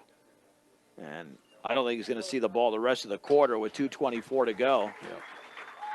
But he's fine. He got hit in a vulnerable area, I have a feeling. I would say that's a good call. Yeah, well, but he's not favoring anything. No, Yeah, you get hit in the vulnerable area, then you can't get up from that quickly. 2nd down and 6 to go for Brush. Yeah, I don't know what they're checking on. He's pointing maybe to his left hand or something. Not sure. At the 48-yard line on their own side of the field. The clock continues to run with 2:17 to go in the third. Brush 23, Basalt 10. Wellens in motion to the right. Rolling right is Hondo. Pressure coming. Runs out of that pressure. Takes off with a football, and he dives to the 50. Nice play there by Hondo just to pick up yardage. He's got 2. It'll set up a 3rd down and 4. Hondo's thrown just 7 times in a game, but he's got 2 touchdown passes and a pick.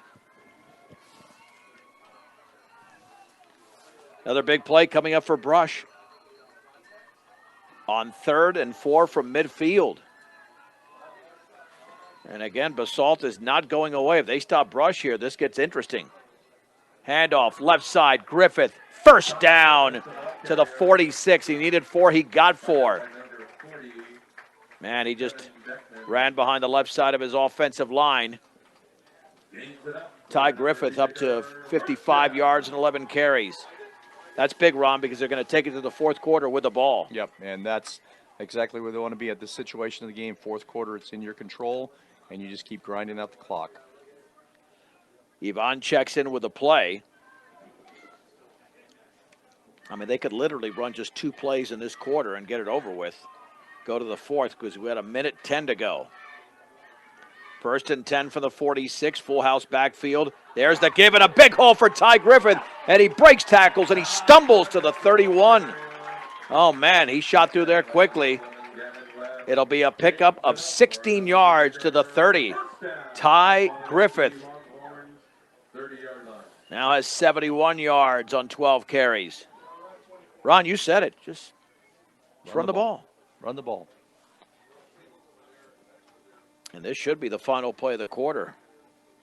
With 43 seconds to go, by the time they snap this football, we'll be down to about 35. And they can just take it to the 4th, up by 13. Left hash mark, 30-yard line. 1st and 10 for Brush. There's the give, and up the middle to Wellen. And he leapt over a defender, or leaped over one, getting to the 26-yard line. And Beckman in on the hit, and that is going to be the end of the 3rd quarter. With the score, Brush 23, Basalt 10. You are listening to the 2021 Colorado High School Football Playoffs on 1010 KSIR, KSIR.com, and the Eastern Plains Sports Network. Let's head to the 4th quarter. I'm John Beltran with Ron Albo. The Bead Diggers in the opening round of this 2A playoff lead, Basalt 23-10. But the Bead Diggers, Ron, were outscored in that quarter. They got to do some damage here in the 4th. Yeah, starting the 4th quarter, this is where they've got to take control of the game here. If they want to set themselves up and get some momentum back again, because that next week's game, playing in that next week is going to be very difficult. So they've got to make sure they get some momentum, get some more confidence back on this field. At the 26-yard line, 2nd down and 6 yards to go with a full house backfield, including Kyle Wellen. Hinojos is not in there. As Ron mentioned, Krieger now in there for Hinojos.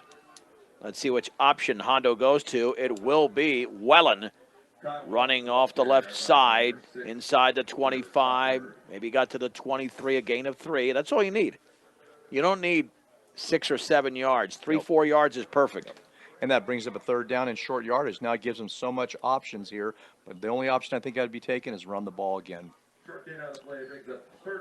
And what did they do last time?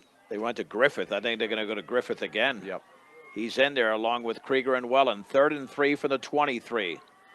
They go to Griffith. They'll hand it off on the right side there. Let's see.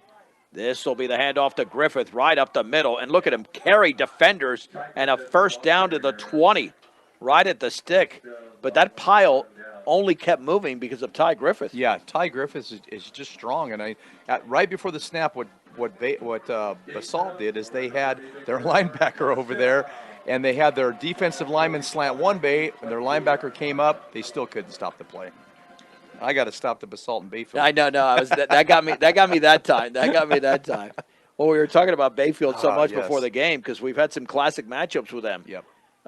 One here and one on the road. 1st and 10 at the 20. Another full house backfield. And there's the bootleg by Hondo, cutting it back towards the middle at the 15-yard line, running left. A nice 5-yard gain. And the first hit for Basalt was made by Ryan Zeng, a senior at 6'1", 170, 2nd down and 5. And this is really simple football right now. Yeah, it's just keep it on the ground, run right, run left, dive. Nothing more simple than that. And they didn't begin this drive on a short field. They've had to go a little bit of a distance here, especially off that play made by Caden Lefevre. 2nd down and 5 from the 15. There's the give, and Griffith is eaten up. I mean, he barely got the football and got taken down. And is that Martinez over there? It is Jamie Dolan instead. Man, there's nothing he could do. No, he met him head on and just slammed him to the ground. Jamie Dolan. Boy, if you'd have gone play action there, Moriarty been open by 20 yards. Because, I mean, somebody was cheating there. Somebody's cheating. 3rd down and 5 to go at the 15. 9:43 to go, 4th quarter. Brush 23, Basalt 10. The Bee Diggers knocking on the door for a 4th touchdown, and there's the give, and there's a nice hole up the middle that's closed after a gain of 4. And that is Krieger. Brought down by number 27, Jamie Dolan. Short of a 1st down. Going to be just short of the 1st down. Brings up 4th down for the Bee Diggers. So here we go, 4th and less than a yard. You got to go to Griffith again, I would think. Yeah. Even though he didn't get the ball there, but that was a nice carry. 1 yard to go. The Bee Diggers have been stopped once. They were at the 12 in the first half, and they needed 4 yards, only got 3. 4th and 1 at the 11. Hondo, quarterback keeper, 1st down. Boy, that's perfect there. Nice quarterback sneak. Hondo to the 10, maybe to the 9, but I think they'll just give them inside the 10.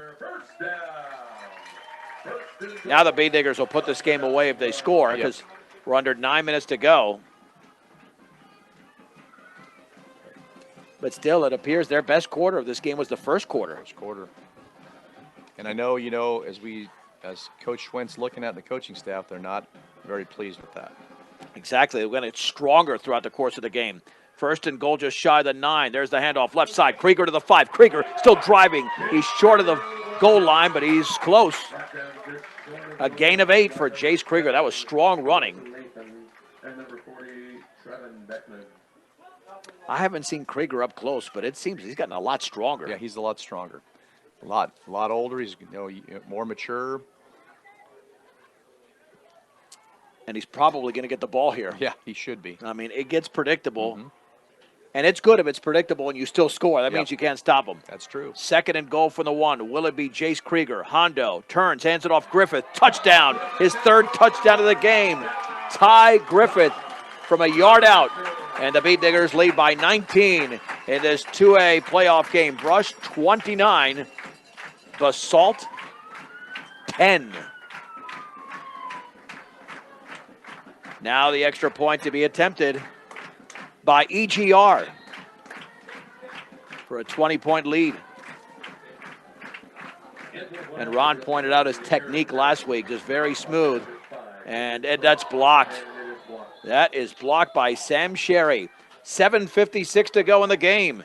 Brush 29, Basalt 10 on 1010 KSIR and the Eastern Plains Sports Network. The Bee Diggers get back on the board. 3rd touchdown by Ty Griffith. 2 on the ground, 1 receiving.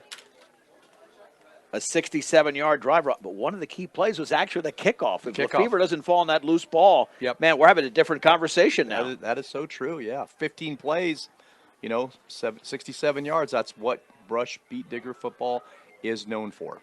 Gable Rich to kick it off.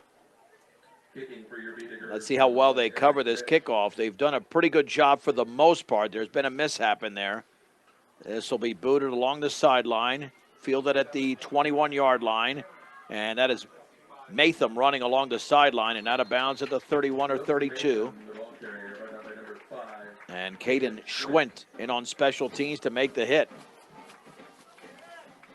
A lot of Bee Diggers, Ron, don't go 2 ways. They go 3 ways. Yeah, you got to put your best athletes on the field. And when you're at this time of the season, you got to make sure you've got everybody that's your best athletes on taking care of coverage, on kickoff return.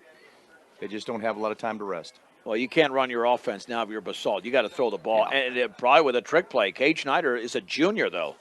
The quarterback, 1st and 10 for the 31. Sherry in motion to the left. Rolling left to Schneider. Throwing deep up the left side. That's going to be caught, and that's going to be a touchdown to the 20, to the 10. Sisk was burned, and they have gone the distance.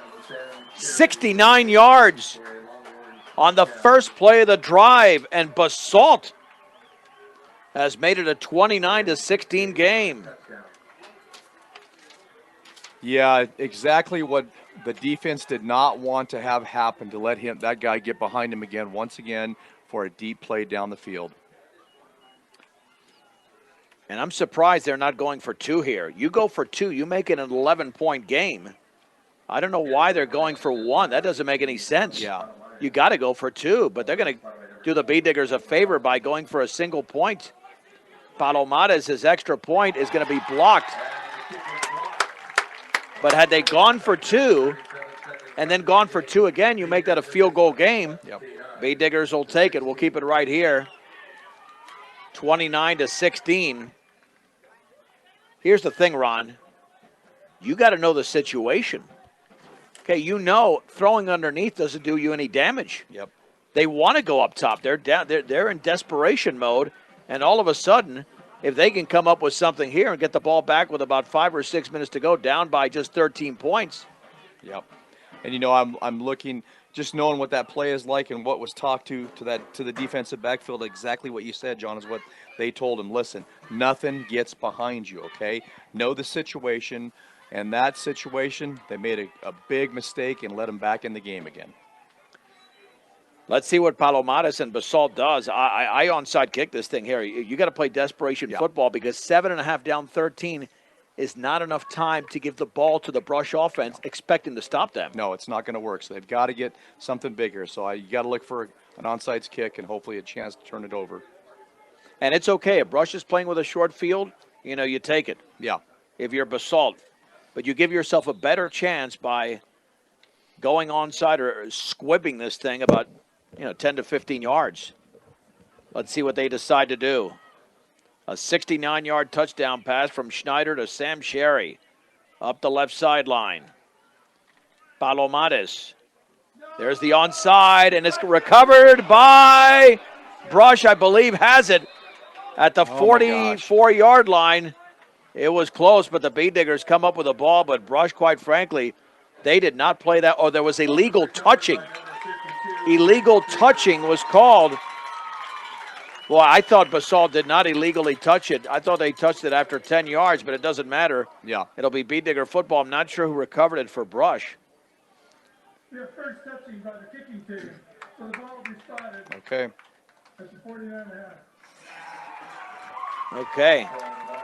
Ron, that illegal touching was by half a yard. Half a yard. I mean, That's it. You can touch it first if you're the kicking team, Yeah. but it's got to go 10. Yeah, it was so close right there. I'm going to tell you, I didn't see it as illegal touching, but I thought it was right at midfield, but it was that close. So, hey, who cares? Yeah. It's Brush football at Brush this football. point. They have the ball at midfield, just on the other side of midfield. I mean, that's close.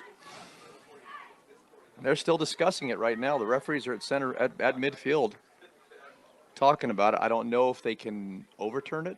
Well, I didn't see it as illegal touching, but Brush did recover the ball at about the 44. Yeah. So it's a matter of where it's going to be spotted. Yeah, that's it. But Brush did not play that well, Ron. Somebody should have come up there for Brush. And they let that ball, the reason I got to the 44 is because there was a player there for Basalt. The Bee Diggers kind of backed up a little bit. Yeah, it's like they froze. They were shell shocked. They didn't know that was coming. What other option is there? Yeah, exactly. 1st and 10 at midfield. Honda will hand it off on the left side. That is Krieger with a strong run back towards the middle to the 42-yard line. If they're going to win next week, Ron, they got to do it by the running game. A gain of 7 and a little bit better with a pass defense. Because this is not a big-time throwing team. I mean, Basalt can throw it pretty well, but Yeah. I haven't seen enough on Resurrection Christian to know what they do, if they throw the ball very well or if they're a running team. So, we'll take a look at it this week. 2nd down and 3. With a football at the 42-yard line. In Basalt territory, there's the give. 1st down, Griffith running off to his left inside the 40 to the 38. I mean, if you're Brush, I don't think you throw the ball the rest of the game, maybe once. No, you just run the ball. 38-yard line. Injury timeout. Oh, boy. Somebody else is down for the Bee Diggers. That might be Ty Griffith. Let me see. Fill up your cooler, not Ty. gas up your car. It's Stubbs Gas and Oil. I don't know where 35 is unless, That's not. but I don't see where Griffith is. And no, that is No. that's Lefevre, Fever. but he's getting up okay.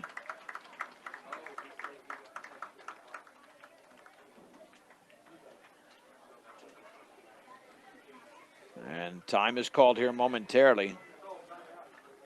Well, let's look ahead briefly, even though it might be a little bit premature, to Resurrection Christian, who their lone loss of the year was to Eaton 10-6. So, I mean, Brush has got to play perfect football. Having said that, this game is not over yet, but you feel good about it with 6:50 to go, up by 13, and the ball at the opposing 38-yard line. And quite frankly, Brush played in the first quarter like they were already a state title contender, but the rest of the way, you know, you're up 9-0, and since then you've outscored the opposition 20-16. Yeah, not good, not the way that you want to have this game go. And I know that that's like I said earlier, that's something that I know that's kind of bugging the coaches right now. And they got to figure out how they can make sure they can put together 4 quarters of football. They have to be able to keep the pressure on and put the pressure on teams to pretty much break them so that they can dominate the game and get out of here with a win. Here's the good news for Brush. Resurrection Christian has 3,100 yards of offense this year, over 2,600 on the ground. So, in other words, those pass plays is nothing that Resurrection Christian does. They're going to run the ball, and they run it incredibly well. They've got an 1,100-yard rusher, which I believe is actually the quarterback. Oh, boy. So that's going to be make it even more difficult. First and 10 at the 38, but they are the 2 seed. Full house backfield. That's a quarterback keeper. Hondo to the 34-yard line for a gain of 4. More importantly, eating up clock.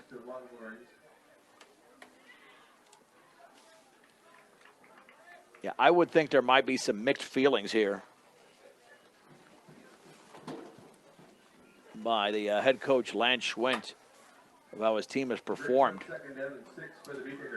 Well, I know those 2 big pass plays that were, you know, especially the touchdown that got behind the defense there. He's not happy about that. And then a couple of those potentials down here that were behind the defense, but unfortunately, Basalt was not able to catch the ball. Second down and 6. There's the give to Griffith right up the middle, and he breaks loose, and then he's down. He's got a first down. He goes from the 34 to the 27. Gain of 10 or gain of 7. Yep. That's his 17th carry of the game. Yep. And the clock continues to run just under 6 minutes. Well, thank goodness for depth at that position, because Hinojos, well, he's back in there now. Just came back in. At the 27. Let's see if he gets the ball. Eat up more time and get into the end zone one more time for Brush at the 27-yard line. This is Griffith, hit at the 25, and then tackled right there at the 24.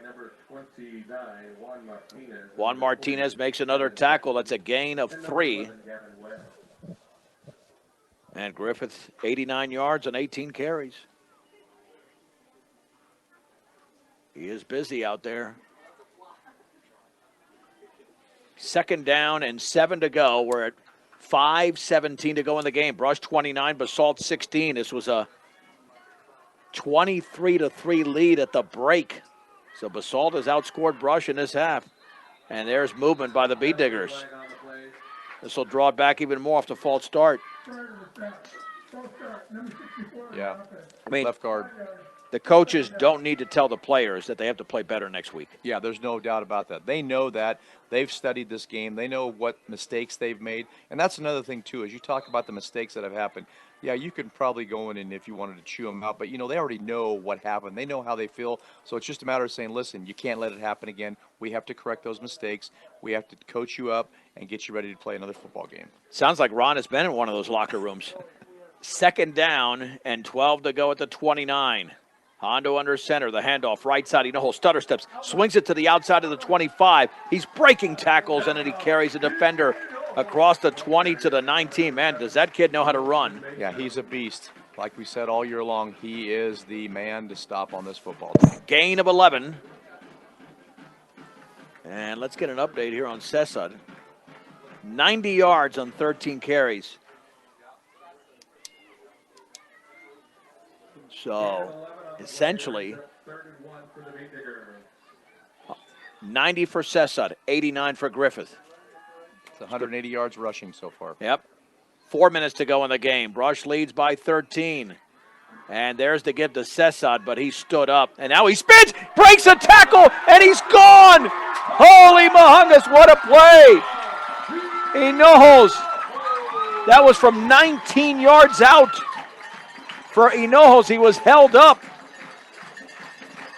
And the Bee Diggers now lead 35-16. And that all but seals the deal for the game for Brush right now. I mean, I had looked away for a second, John. Look at my stat sheet here, looked up, and I saw him take off down the field.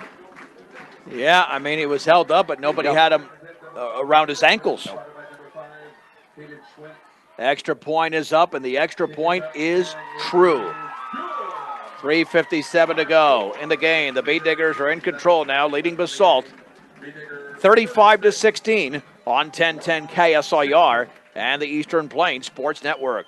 Well, the sign of a winning team, Ron, is to respond with a touchdown as soon as the other team scores. That's what the Bee Diggers did. Didn't do it on one play, but even better. You got to run clock if you're Brush. That's what they did there. Now they lead by 19 off the 19-yard touchdown run from Hinojos. Yeah, 7-play drive, 51 yards, resulting in that touchdown by Cesar Hinojos. Puts Brush back up in the lead, and probably not a chance for Basalt to come back and even make this a game. This is pooched along the sideline. That's a loose ball, and the Bee Diggers have it. That's Ty Griffith at the 36-yard line. That was not intended as an offside, just a little pooch. That would be a flare in baseball, and that was executed perfectly. And Basalt making the mistake of not coming up on the football. Yeah, they were not aware. That's a live ball. 10 yards is all it has to travel, and that's why you got to be heads up. We recovered it. They take the ball.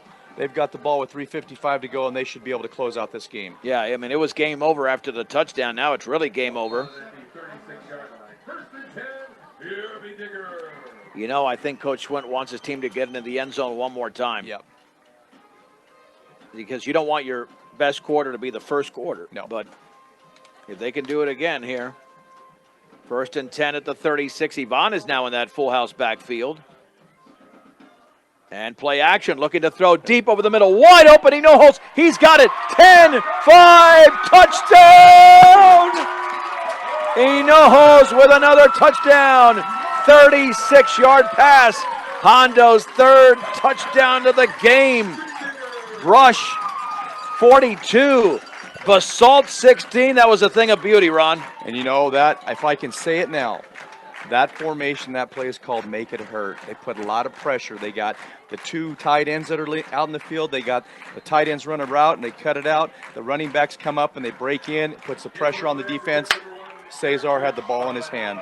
Touchdown. The extra point is up, and that is right there.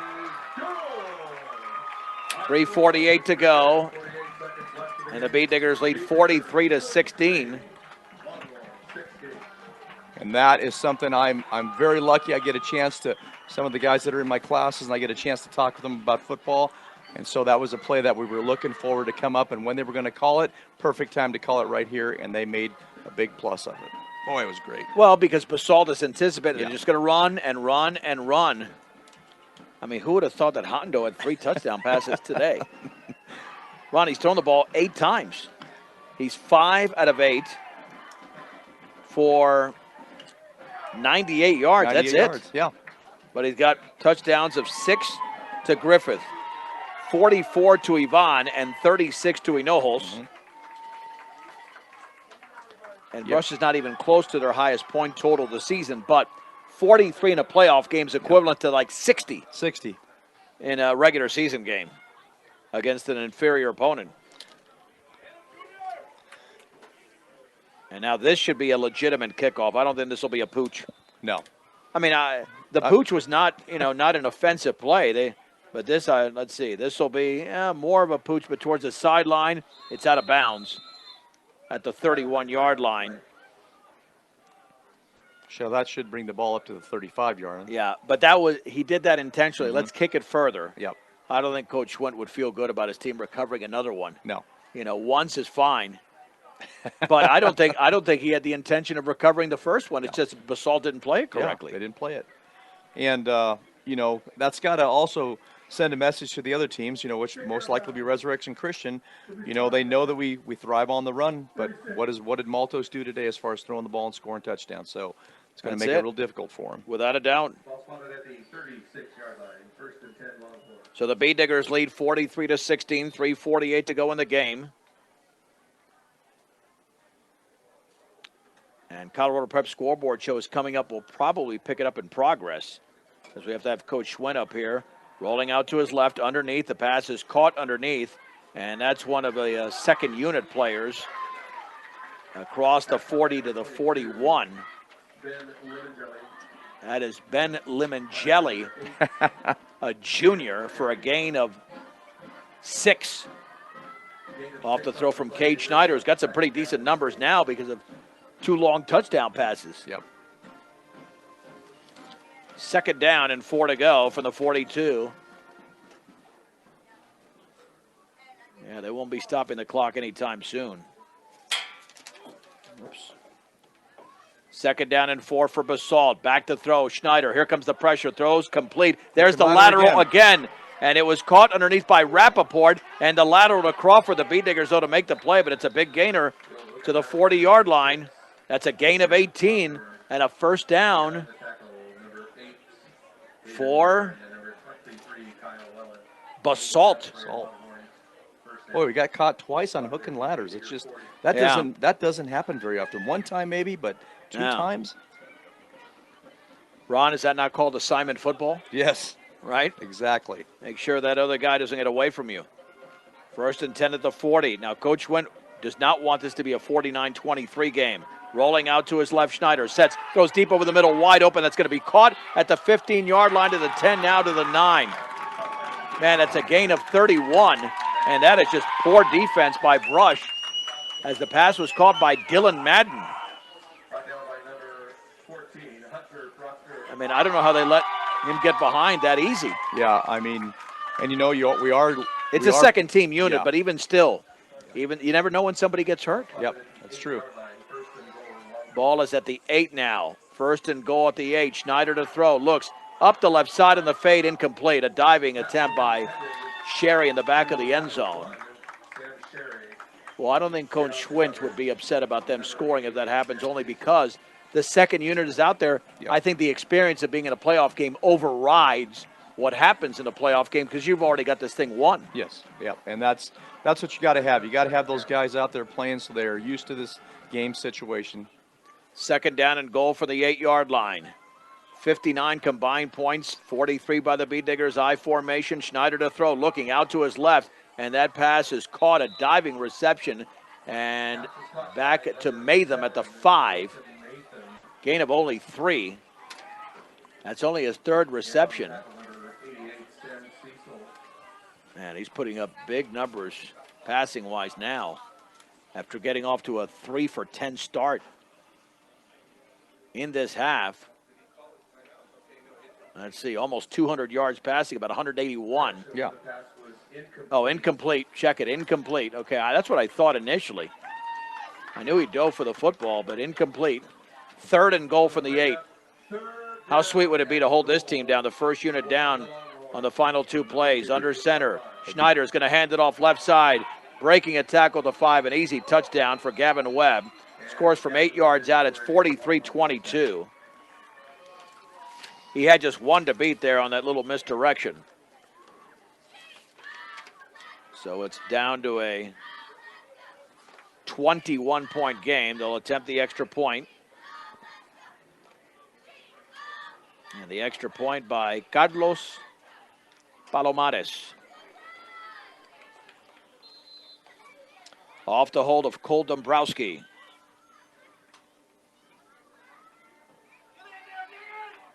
Waiting the snap, it's there, the kick is up. The kick is good. Kick is up and it is good. 1 minute, 47 seconds to go. 7 seconds left in the game. It is Skinner Brush leads 43 43 to 23. and Basalt 23 on 1010 KSIR and the Eastern Plains Sports Network. John Beltran back with Ron Albo still with a minute 47 to go. The Bee Diggers lead 43 to 23 over the Longhorns of Basalt. An 8-yard touchdown run by Gavin Webb. It's gotten Basalt back on the board. This was a 20-point lead at halftime. It's 20 right now. They've kept it consistent, kept that 20-point spread there. But, you know, looking at how Brush has played, I know, like we said, first quarter was their best quarter. Tried to put together a good quarter here at the fourth, but those 2 quarters in between weren't very good. No, and you got to do all 4 against Resurrection Christian. If not, you'll be a state quarter finalist, and that's it. This will be squibbed, and the Bee Diggers will fall on it at the 39. That is a very smart and aggressive play there for Caden Moriarty, who came up with that football. And if you pull out the positives too, John, that the nice thing about it, they've got another week to correct these mistakes. Oh, yeah. So the season's not over for them. They got another week. They're alive one more week. And now they get the opportunity to go back, look at the film, make the adjustments, coach them up, get ready for another tough challenge next weekend. 1st and 10 at the 39 with a full house backfield. They're coming on a blitz. There's the handoff on the right side to Enohos. And there's a flag down. Now there's a late flag. He's down at the 44. Would be a gain of 5. Let's see who the penalty is against. Is it going to count?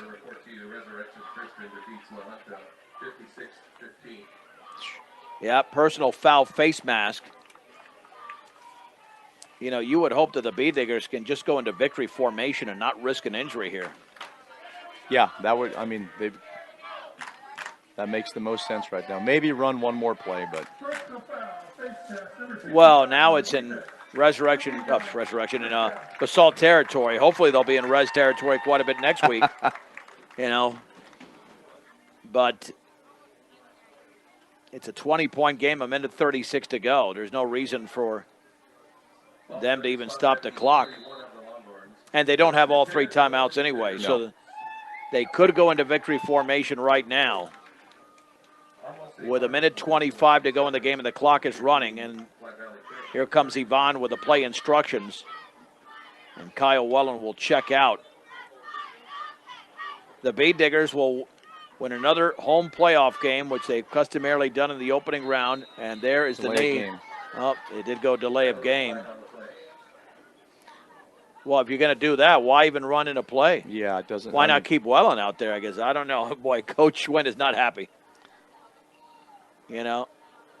Well, I could something. I heard something with the ball. Yep. Yeah. I watched at the end there, Hondo was looking over at the referee, and he was counting, and he was like telling everybody, hurry up, hurry up. They ran out of time. It was already down to 3 seconds. Oh, it was false start. The clock will start on a snap. All right, well, now it's 1st and 15. Let's keep things simple.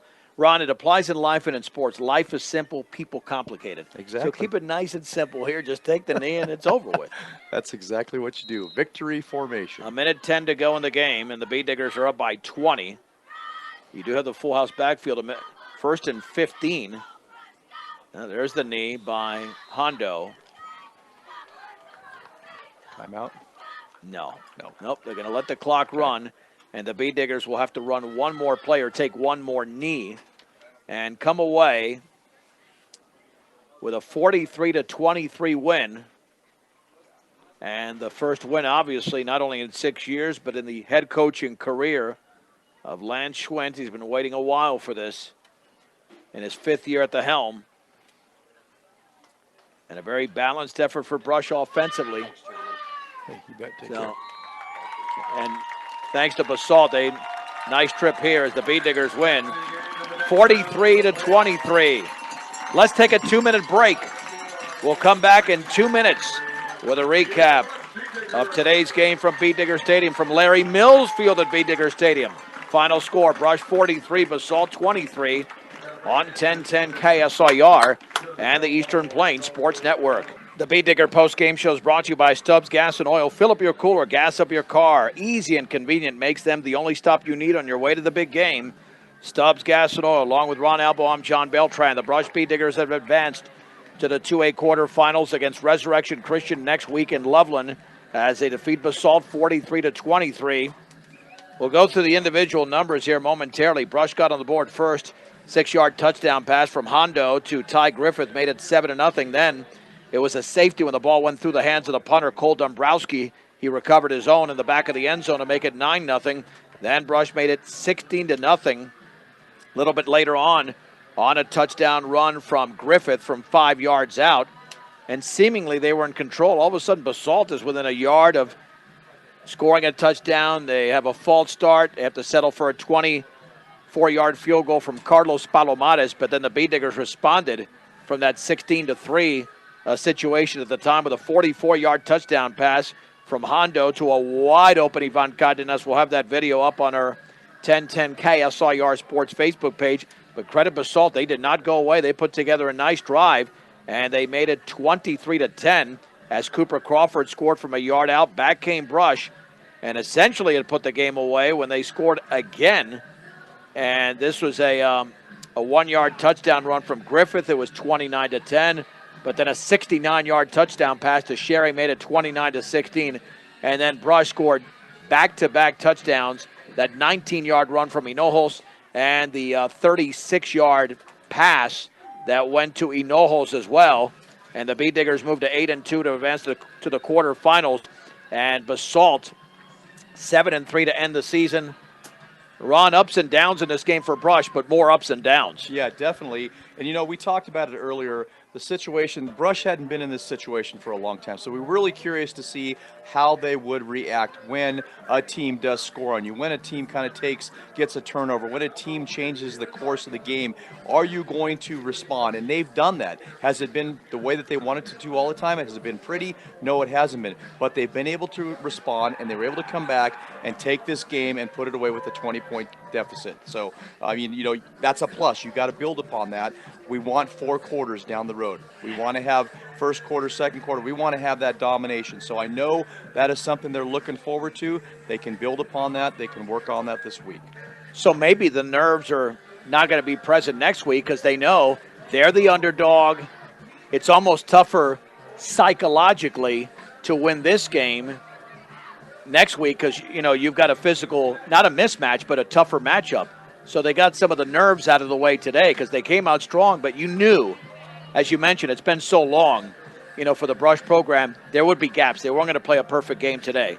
Not that it's going to happen next week, but at least next week, maybe they could just let it all loose because the doubters are going to be there to win next week's game. Oh, definitely. I mean, when you're going in that and you've got that underdog title that's been put on you, you feel like it's you against the world. And so that's something that they can definitely lean on and work on this week and use that as motivation to come out next week and just show them who is in control. There's no doubt this is a good football team. There's no doubt at all. They've got all the pieces here that can put together a good, solid run to be in a state championship. There's no doubt about that. It's just a matter of, once again, believing in themselves, correcting the mistakes, coming out and being fully prepared from the get-go and dominate the other side of the other team that they're playing. The Bee Diggers with 367 yards of total offense, unofficially 302 for Basalt, but a lot of that came in garbage time. You look at Cesar Hinojos, he had 15 carries for 114 yards, and that 19-yard touchdown. Ty Griffith, 18 for 89, and 2 rushing touchdowns. Hondo actually carried the ball 9 times in the game, so he was quite busy. He picked up 22 yards, and then Kyle Wellen had 4 for 20 yards in the game. Hondo passing did get intercepted, however, through 3 touchdown passes, as Hondo in the game was 5 out of 8 for 98 yards. And again, the touchdowns to Griffith, Hinojos, and Ivan Cardenas. Now, for Basalt, they were able to pick up 99 yards in the ground, as Cooper Crawford did have that 1-yard touchdown run. He carried the ball 11 times in the game, but for only 30 yards. Gavin Webb did have a touchdown, and he had 39 yards on 8 carries.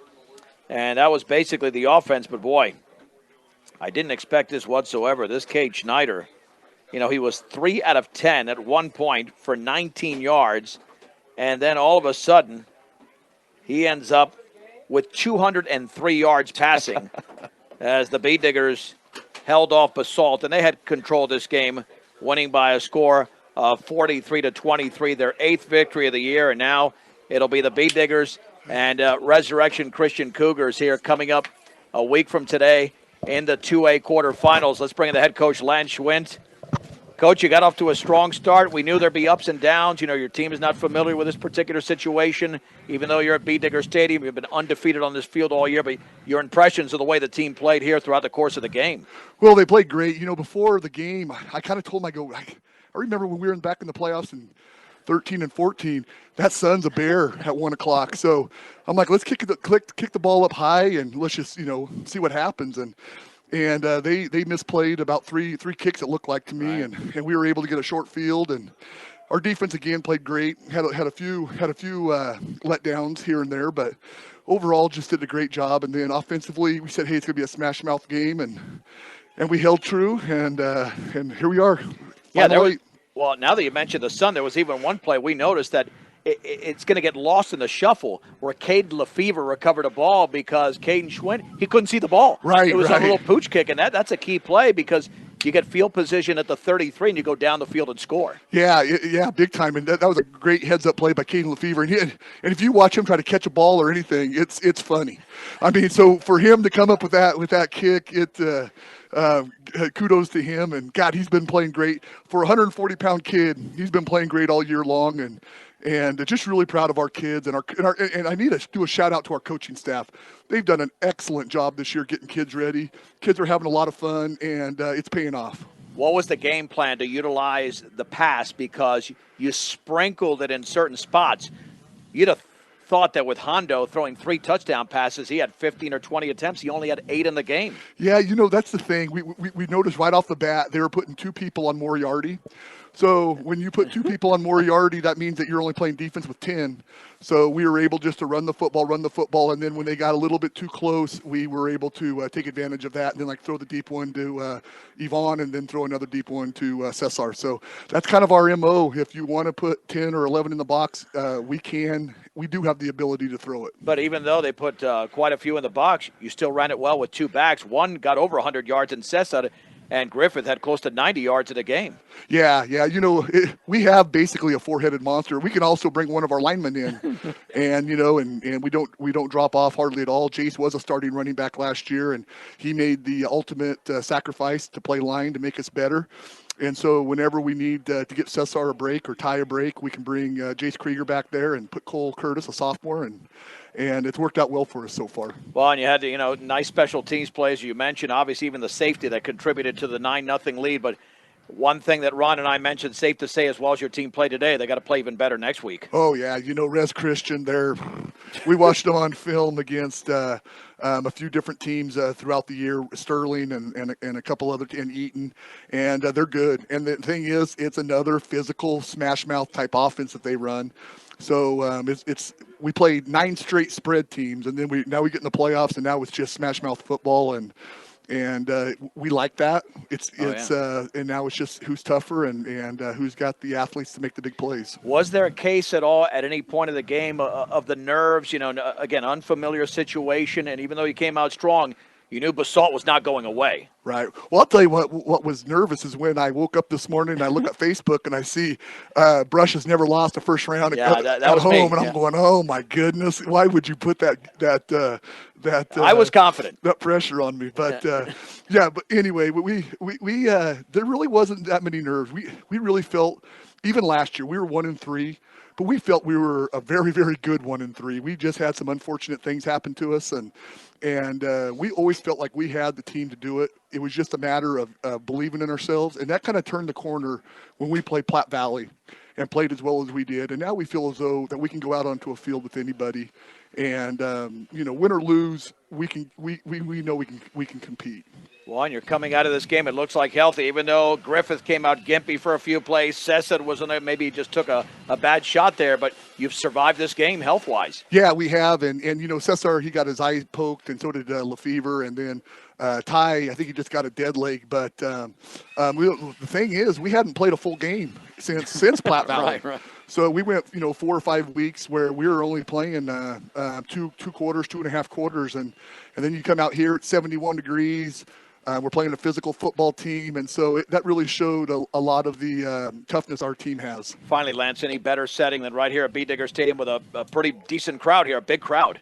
Gosh, it was awesome. It was great to see them all. And I tell you what was really special. Before the game started, Coach Streitz came by. They wanted to look at the new locker room. And so him and Nick Streitz came by, and I was able to visit with them, and it brought back some memories. And then at the very end there, Coach Mills gave me a big hug. And I tell you what, those two guys, that won a lot of football games on this field, and just really proud that I'm part of a program that they established. And looks like the coaches got to work out today too. Oh, I know, my heart was beating like crazy. I tell you, I tell our managers, I go, hey, make sure right when we get into the locker room, I have a Coke waiting for me, okay? Because Coke and a towel. So it was awesome, and we just hope that Basalt, travels safe, and they're a great bunch of kids too, and they're going to be good. They got a lot of young kids on that team, so excited for next week and to get things going. Lance, congratulations. Thank you. Rush Head football coach Lance Schwint after the Bay Diggers defeat Basalt today by a score of 43-23.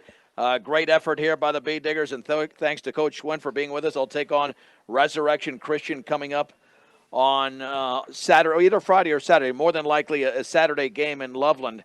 And the one thing that I sense there from Coach Schwint is just the gratitude for his team to be here today, Ron, and to put together, one heck of an effort and to play a solid game, even though there were ups and downs, but we expected some of the downs. Yeah, exactly. I mean, Coach Schwint's a class act. There's no doubt about that. And those are the things that he's learned over the years being part of this staff here.